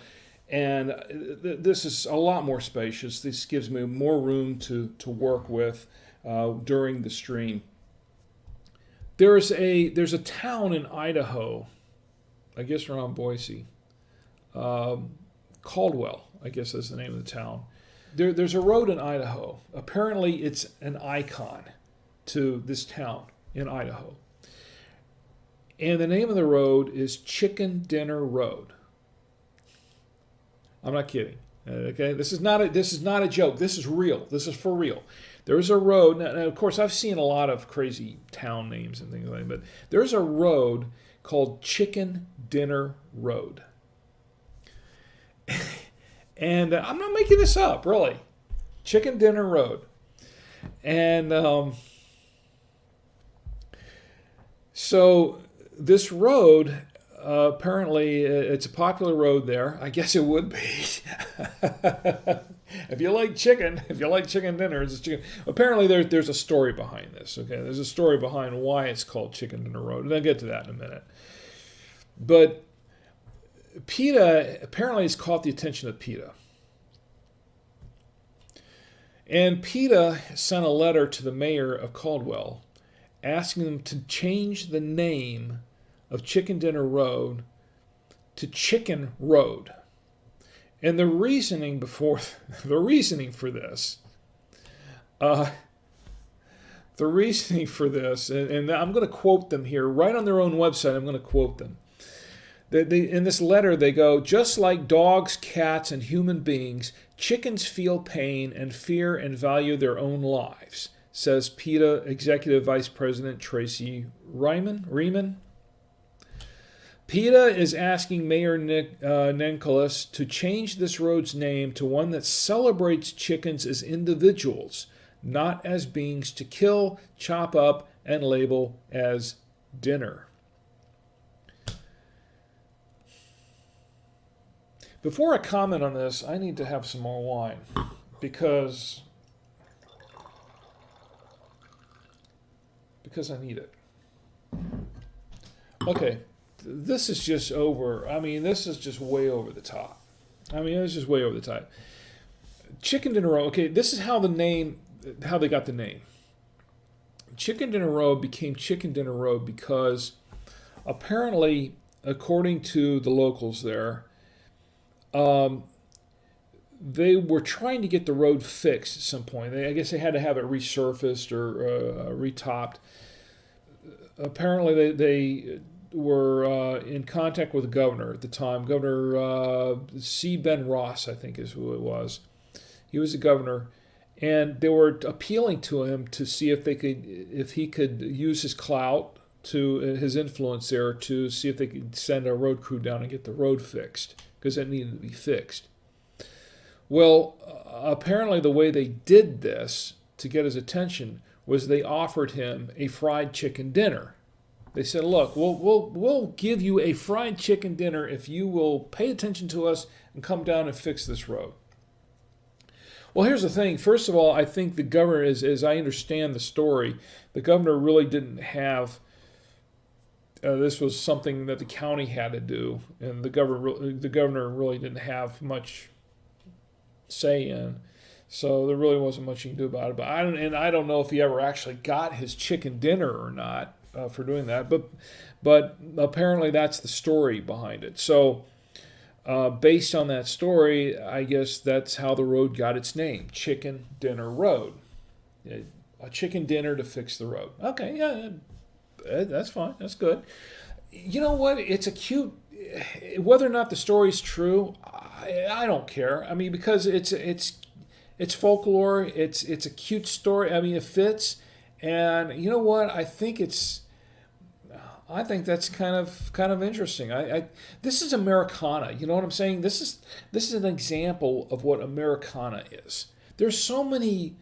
America has so many, and that's one thing about this country that I love. It has so many little idiosyncrasies about, and so much folklore that goes into this country about how, not just from how it started and how we got our independence and how we got to where we are. You know, it's World War II, moon landings, all of our accomplishments, that sort of thing. But a lot of the little stories that go into, I mean, there are towns that have really, really funny names, really bizarre names. And maybe one day we'll do a whole Winestream about that, because I've read some of these and they just crack me up. Some of them are just bizarre. And how they got their names. Some of them are even more bizarre. But there's so much American folklore in there that's just fascinating. And there's a lot of charm to that. There's just something about it that has only in America stamped on it. You know what I mean? Something that's just only in America stamped on it. This is really silly. That's, at the very least, this is a very silly story that PETA is going after to change the name of a road, because from chicken dinner to chicken, because chicken dinner seems to exploit the chicken in a negative way. But when you think about it, isn't that what PETA's doing? I mean, they have their agenda, whatever it is. Aren't they doing this to sort of to gain their own notoriety? To me, I think they're really doing this just, and this is just my opinion, of course, but I think they're doing it just to get some headlines, just to get some press, just to get their name back up there in the forefront. You know, as they say, no, there's no such thing as bad publicity. Any publicity is good publicity, and just to put themselves in the spotlight for a little while and get some attention seeking, as my wife would call it. To me, that's basically what it is. But you think about it and you think, you know, how much money is being spent to really push this sort of agenda. And you start thinking that, you know what, this goes beyond silly. This actually enters the absurd, the arena of absurd. You know what? If they really want to do something positive, they'd be going out and rescuing animals that have been abandoned, you know, and trying to find them good homes. Do something to, you know, rescue animals that have been abused, and find them good homes. That sort of thing. Yeah, you know, something that some of the local animal shelters were doing. I mean, there are animal shelters around. There's animal shelters in Charlotte that are screaming for funds to help them find homes for animals so they don't have to euthanize them. You know, because they're so crowded there, and they have to euthanize animals because they can't find any homes. Find a good home for this you know, adopt a puppy, adopt a kitty, but adopt a chicken. I don't care, but you know, look, come on, this goes to waste their time and their energy and the resources and their money on trying to get names changed on roads because it says chicken dinner. It's beyond absurd now. It's just stupid. I mean, it really is. And I don't get me started. Well, I'm already started. But PETA, if you're listening, look, I love animals. I'm all for animals. I'll tell you what, though, that chicken, there are chickens that were born to be raised to be chicken dinners. If you don't like to eat chicken, that's fine. That's okay. I'm okay with that. But don't condemn me because I like to eat chicken dinners. And I tell you what, you can have a conversation with my dog. You can have a conversation with my son's dog because, and ask him if he'd like to eat tofu instead of a chicken dinner. If I could translate for him, I could tell you right now what he'd say. Chicken, I love chicken. I love chicken in my bowl. PETA, go find something to do that's constructive instead of trying to petition to change road names. First of all, the name of the road isn't going to. What's the idea here? You change it from chicken to dinner to chicken, and all of a sudden people are going to start. They're going to stop eating chicken because you changed the name from chicken dinner to chicken. That's not going to happen. Okay. How much money is going to be spent trying to change this name? How much effort is going to be made to try to get this done? It's a waste of time. It's a waste of money. Do something productive. Go out and take that money and try to save an animal. Save a kitten that's stuck down in a well, with Timmy. Go up there and save that kitten in the tree. Go help find a loving home for an abused dog or that horse that's been neglected. Go do something constructive. Stop doing stupid stuff like this. That's all I can say. Anyway, I was on my rant. That was my rant for the night. Chicken Dinner Road. I like the name. You know what? So let's get back to the wines that go good with chicken. Okay, white Zinfandels. Yeah. A white Zin would probably be okay. Chardonnay, a Pinot, a good Pinot Grigio would probably go fine with chicken. I bet even a Pinot Noir, which is that would probably go okay with chicken. But a good semi-dry or maybe semi-sweet red or white would go. White would go good with chicken. I don't know too many reds. I don't think this red is a good chicken wine, but it is a very good wine, and I highly recommend it. That was chicken in a row. That was probably the longest clip of all those, but I had one more clip for the 100th episode, but I don't know if we have time to show it, to be honest. I don't know how long this clip is.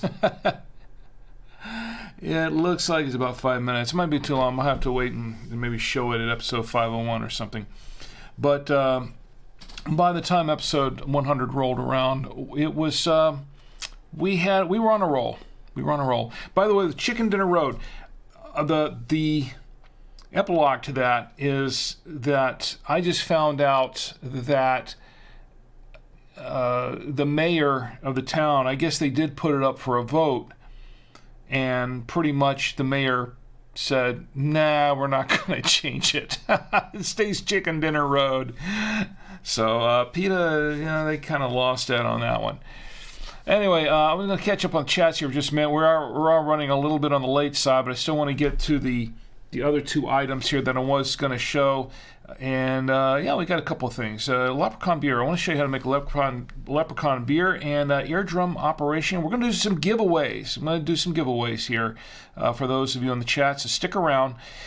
The chat, according to chat, I was in here during the segment, and What's Up says, where is it? Oh, yes. He says, I worked on a farm for several years. There is one animal you should not feel guilty about eating. It's chickens. And What's Up says, I think I missed one here. I was going to read. Where was it? Up at, Taskell says, PETA stands for People Eating Tasty Animals. And classic. I actually have a T-shirt that says that. It was from a company that makes beef jerky. That makes jerky.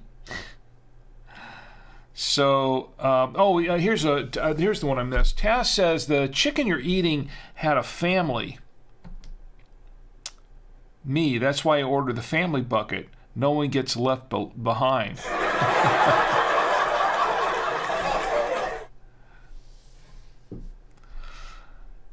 Still getting used to these 3 panels of buttons here.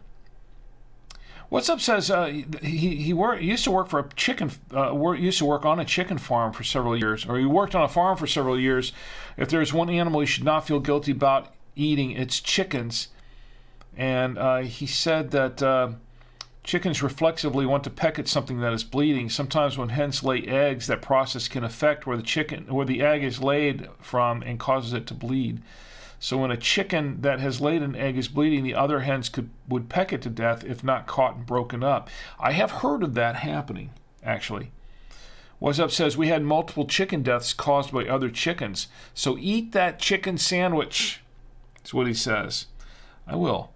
And Taz says, hence the rose-colored glasses. Yeah, true. Yeah, chickens can be very, very mean. Roosters are very, very mean. And I didn't live on a farm, but I visited farms, and I can tell you that roosters are very, very mean. They're very aggressive, and they will go after you. So, yeah. I have no regrets about eating the chicken. They are tasty, though. I'll have to say. They're tasty. And there's nothing that tastes like chicken. You know, you hear people talking about how, well, this tastes like chicken, or that tastes like chicken. There's nothing that tastes like chicken like a chicken. I can tell you that right now. And I'm glad of that. So, that's right.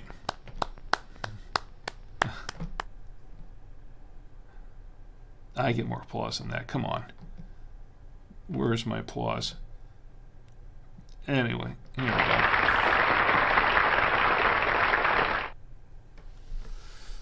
Still getting used to these buttons. Okay, so I'm going to show you real quick, and I know we're running late. I'm going to show you real quick how to make Leprechaun beer. Now, as you know, we just had a celebration for St. Patrick's Day. I saw a post, somebody posted on Facebook earlier. It said, Happy St. Patrick Swayze Day. And anyway, I'm going to show you how to make Leprechaun beer. Because, I mean, we could all just you know, it's easy to take a beer and pour some green food coloring in it and make green beer, right?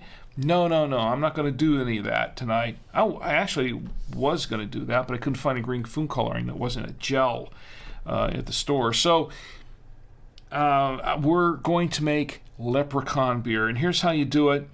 Let me show you the recipe here. Leprechaun beer. And I'm gonna get all my stuff ready for that. Leprechaun beer, you need 1 shot of creme de menthe. You need a teaspoon of Irish cream. And you need 1 shot glass. And I just happen to have those 3 elements. If I can pull it up here.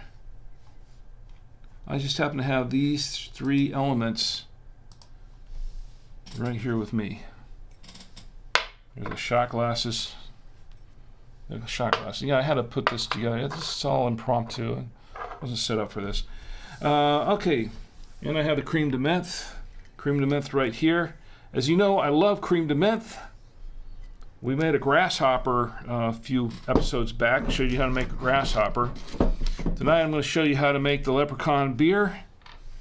I'm going to put this in here.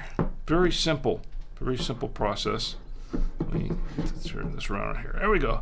Leprechaun beer. Everybody ready? Now, unfortunately, I can't really see the chats too well right now because this little table is in the way.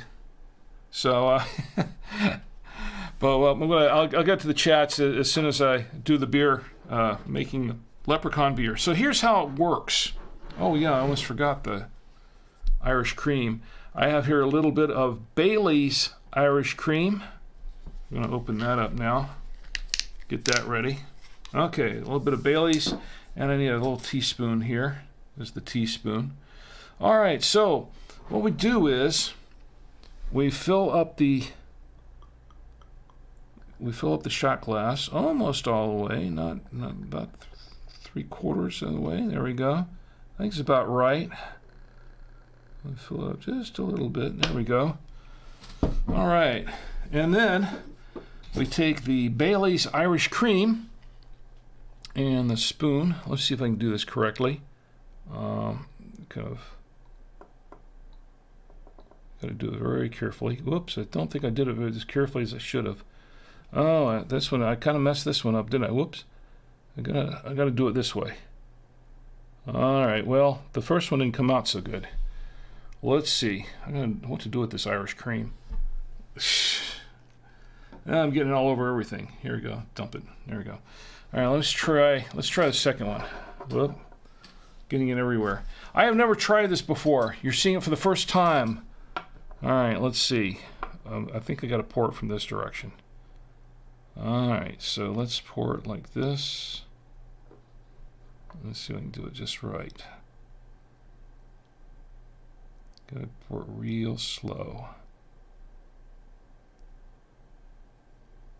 And, real slow. Let me see if we can do it just right. Okay. Okay, I think this one's turning out a little bit better. There we go. Okay, that one turned out pretty well. There you go. There's how to make, the first one was awful.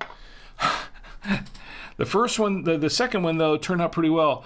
This is cream de menthe and Bailey's Irish cream. The Irish cream is done just to make the head, the foamy head, and that's how you make it. I'm going to drink this one because it's messed up. That's pretty messed up. But the second one turned out really well. I liked that one. And I guess I should give myself some applause for that one, right?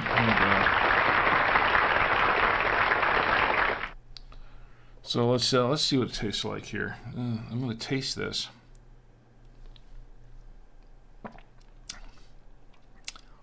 Hey, not bad. I rather like that. That's pretty good. I'm going to finish that off. And there you go. That's how you make... Let me clean this up a little bit here. That's how you make a Leprechaun beer. Yes, sir. There you go. So you know, there you go. Leprechaun beer. For leprechauns. Or anyone else who likes to drink this. And I like it. It's actually pretty good. Once again, here are the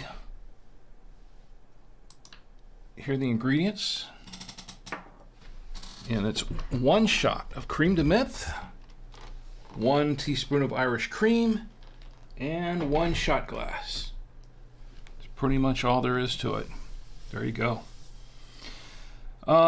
Beast on Gaming is in the chat. It's great to see you, Beast on Gaming. You're here just in time to see the film, because we're going to show the film right now. Beast on Gaming says, "Hi, Rick. I'm sorry I couldn't be here. Something came up, but at least I wanted to drop by, although I'm in public, so I can't hear you." Oh, okay, I'm sorry about that, but Beast on Gaming says, "Congrats on 200 episodes." Thank you very, very much. By the way, there is one toast I want to make to everybody before I show the film. I want to thank everyone here, because 200 episodes, let me tell you something. I could not have done it without you. I mean it. I could not have done it without you. You are part of the show. You make the show. And I want to say at this point in time, before I go any further, that I want to say congratulations on 200 episodes of Drink with Rick on the Saturday Night Wine Stream. Congratulations to all of us together as part of Drink with Rick on the Saturday Night Wine Stream. Thank you very, very much for being a part of this show. And I want to say that I owe this all to you. I do. I mean, I'm just putting on the show, just entertaining you, but you make the show, and I owe this all to you. So I want to toast the chats. I want to toast everybody who's watching the stream now and later, and everyone who listens to the podcast now and later. I want to say thank you from the bottom of my heart. Thank you very, very much. And here's to you. Thank you for 200 episodes of Drink with Rick. Thank you. To you.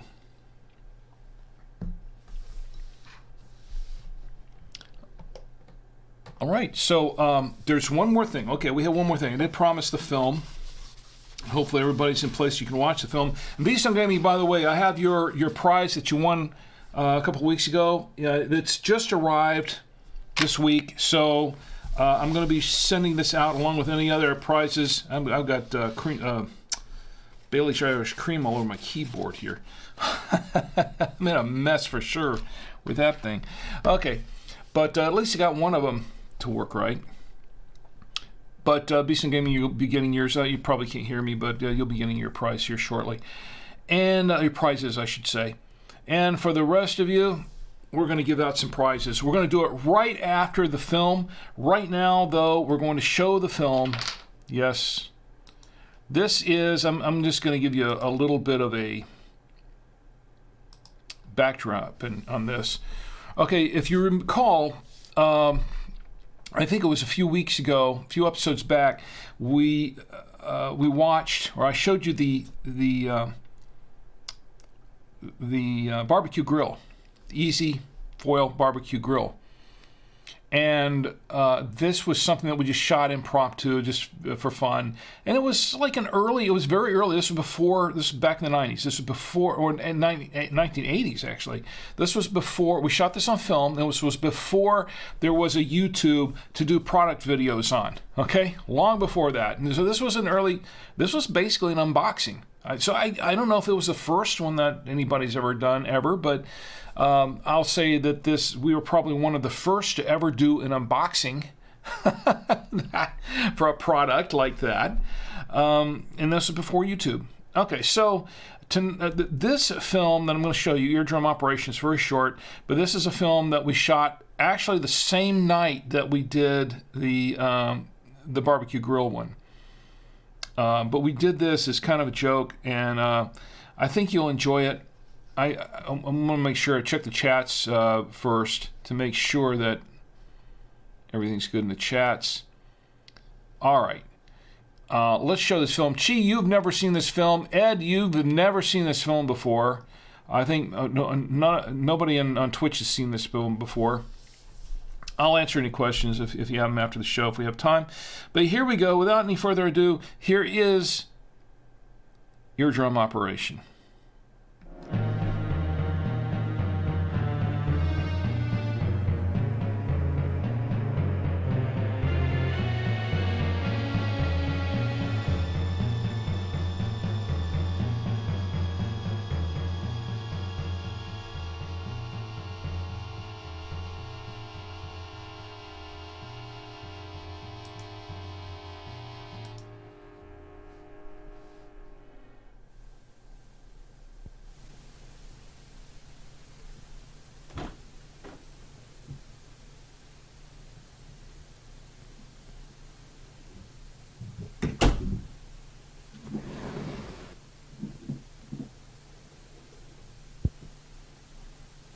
I just stepped in the office when you called.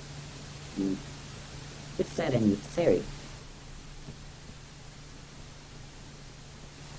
You should have to shave his name, didn't he? See? Very fine. I've been having trouble sleeping lately. You're not having very few nightmares, Ian, are you? No. Work. It's personal. I'd rather not talk about it. I need an operation. Who said you need an operation? Oh, I did. The defector, though. No. I mean, like, what's bad about it? I mean, what happens if you don't have an operation? I'll grow mold on my eardrums. Mold? You mean, like on these Petri dishes here? No. Like this. That looks like a marshmallow. That looks like ketchup. It is ketchup, but that sure isn't a Marshmallow.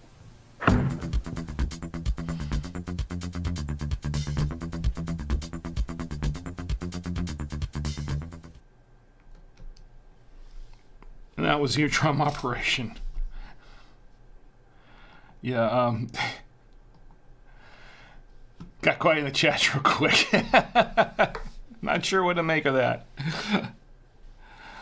Yeah, the test audiences gave it thumbs up. I don't know about anybody else. Maybe I should have had that other beer now. Whoops, that's getting all over the place now. Well, it's good because we're going to be on a 5-week break here, and I'll have time to clean up all this mess till the next one. So that kind of has it for the content for the show, more or less. Now, I do want to give away some items, and I want to give away, because I want to base it on somewhat on a lot of the participation in the chat. Bisan Gaming, you've already got one of these. This is what I'm sending Bisan Gaming that he won before. This was the emergency alert radio. He won one of these. And I have a few other items to give away, and I have a couple more of these to give away too. We're going to give one away tonight. Let's see, Tascools and What's Up, and who else was in here in the chats on YouTube? Kane, and Trent. Kane, do you have... Or Trent, I don't know if you're still here in the chat, though, Trent, but Kane, I tell you what, Trent, if you are still in the chat, if you don't have one of these books, I'm going to send you one free. The official Drink with Rick Wine Tasting Notebook. All you have to do is just go ahead and send me, savoymedia.com, just send me a valid email address to where I can ship this. I don't use it for anything else, but Kane, Trent, send me a valid email address where I can ship the book to rick@savoymedia.com, and I will get you a copy of the book for free. You got a copy of the book. Also, Kane, I don't know if you have a copy of the book either, do you? Kane, do you have a copy of the book? If you don't have a copy, then I will I'll also send you a copy of the book too. The Drink with Rick Wine Tasting Notebook. I love to give these things away. Just put your email address, or put your valid shipping address in an email address to me, rick@savoymedia.com, and I'll get that book right out to you. I do want to try and ship them out this coming week, so please do that, and we'll get those books out to you. Also, let's see, I'm going to catch up on the chats here a little bit. What's up? What's up? You've got, you have a, let's see, you have the books here, right? Let's see. What's Up made a lot of contributions here tonight, as well as, by the way, Tom Antio, thanks for being here in the chat, and he rated with a party of one earlier. Let's see. Photo Ray, you sent, I tell you what, Photo Ray, you sent me a, those emojis. I appreciate that. I'm going to send you an emergency alert radio. All you have to do is, once again, send me your valid shipping address in there, and I'll send you out one of these emergency alert radios. And also 69 Mets fan, sorry, I don't know if you're still watching, but if you're still watching, please, I'd like to send you a one of the Drink with Rick books too, if you don't have one, but I think you do, actually. Do you? If you don't have one, I'll send you one also. So send me your email address for that, and I'll send you a book as well. And Taz, let's see, who else was here in the chats with me tonight? What's Up and Taz, What's Up? I was some very interesting information you gave me here earlier. What's Up? Do you have, I know you have the books, don't you? But do you have an emergency weather radio? What's Up? Do you have an emergency weather radio? If not, I'll send one to you as well. Taz, I've got a book here that you would probably like. What's Up says I have books and CA and coasters, but no radio. What's Up? You just got a radio. Send me your email address, and I'll get you a radio. Send me your email address. Send me your shipping address. Oh wow, this stuff really gets to you, doesn't it? No problem. What's Up? thanks for being here. And also, Taz, this is something that you can probably appreciate. This is a movie trivia book. I want to thank you for being here in the chat. Movie trivia book. Hundreds of questions from a century of movie magic. Who will reign supreme? Why don't you send you a movie trivia book? If you can do that, go ahead and send your information down here as well. I probably have your email, your shipping addresses. I don't remember because I usually don't keep them on file. It's usually just for sending you the stuff. I don't do anything else with them. I'll spam you or send it off to sell it to any third parties or any of that nonsense. I'm a big believer in privacy and that sort of thing. So I'm very sensitive to that sort of thing. So anyway, just as long as I can remember who I'm sending what to. Just remember who I'm sending what to. Just make a mention in the notes who I'm sending what to. Because I tell you what, this wine's starting to hit. All right, let me give you a final review of this wine. I know what this tastes like. It's pretty good. So, the final review of the wine. So, this is what we've been drinking tonight. The Caymus 2020 Cabernet Sauvignon Napa Valley wine. It's a decent wine, and as it has opened up, it has mellowed a little bit more. This is a very smooth wine. This is a very smooth wine, and I like it. It's growing on me, and it's okay. It's pretty easy to drink. Very smooth tannins.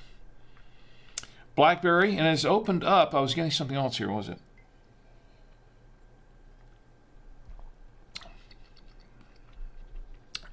Blackberry, some black cherry, maybe a little bit, a plum. I'm getting some plum in there, and I was tasting some chocolate. Still getting that, I think. The only thing that I wanted to taste was a licorice, because some people said that they were tasting licorice, and I'm not getting any of that. And I love licorice, but overall, it's a decent wine. All right. I got to level with you here. They're selling this thing for $75 to $80 a bottle. I got to level with you on this. I've had a couple of other wines, like the one I mentioned in an earlier clip, that were very, very close to this. And probably, well, I can't say probably, it's possible that it might be from the same wine. It might actually be the same wine. I think this wine is pretty decent. It's a little bolder than I like. It's a little sweeter. Now, it's mellowed out a little bit more, so it's not quite as sweet as it was in the first tasting. But it's still a little bit on the sweet side. But it's not too sweet. So it's okay. It's okay. 14.4% alcohol. Once again, I'm not really tasting the alcohol in this wine, which I like. I'm getting more of the flavors than the tasting, but it is a little bit on the bold side. And here's the thing, the wine's pretty decent. I think the wine's pretty good. As I recall, I was really impressed with the 40th anniversary Caymus, and that was really, really good. I really enjoyed that, and we had it with a smoked turkey dinner.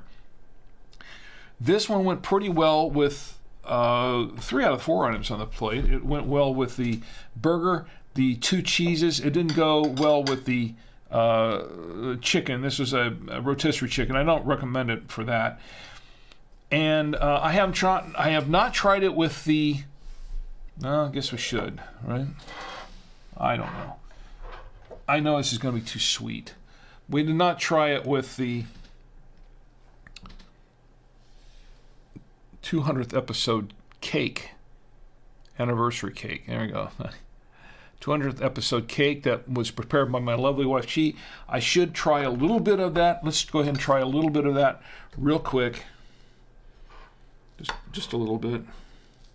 Not too much. I got to restart my diet again. Wow, lemon. Like a lemon raspberry cake or something. It's good. Try it with wine.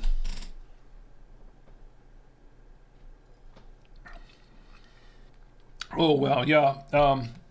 It's a good dessert wine. Goes great with dessert. This is a good dessert wine.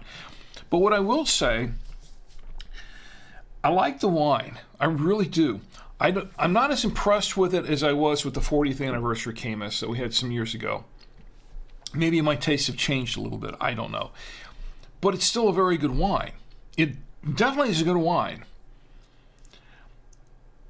Is it a $75 or $80 wine? I don't think so. I don't think this is I think this wine is overpriced. I think it's a good maybe $35 bottle of wine. It's a wine. I don't buy too many wines that are above $20. Try to stay in that, between the $10 and $20 range if possible. Lower is better. $5, that's great. I've had a few $3 wines that we've reviewed on this show in the past, and they were quite good, actually, for $3. They were actually very good. Is this a $85, $100 bottle of wine? Is it a $75 bottle of wine? No, I don't think so. Is it a $35 bottle of wine? Yeah, I think it could be. A $35 bottle of wine. But I would not pay that much more for it. Now, it was a gift, and the other bottle was a gift too, so that's fine. But this one, now, some people have all that kind of money to burn, and they don't blink about, when it comes to paying $80 for a bottle of this wine. Okay, that's fine for them.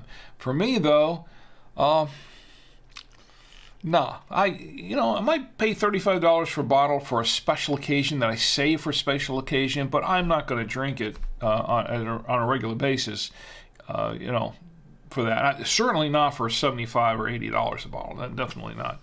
So this is a good wine for special occasions and for company that coming over, that sort of Thanksgiving, things like that. But I would say it's overpriced. I think this wine is just way overpriced, in my opinion.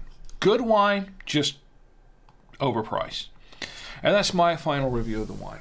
Okay, so I guess that does it for our 200th episode. We've made it to 200 episodes. Taz says, ooh, cool book. Eating After Midnight is bad. Gremlins. Yeah, it is. And let's see what we got here on Facebook. All right, it's good. I hope you made it home okay, Ed. Hope everything is going well for you. I hope you made it home okay. And Christina, thank you for being here in the chats as well. All right. As a matter of fact,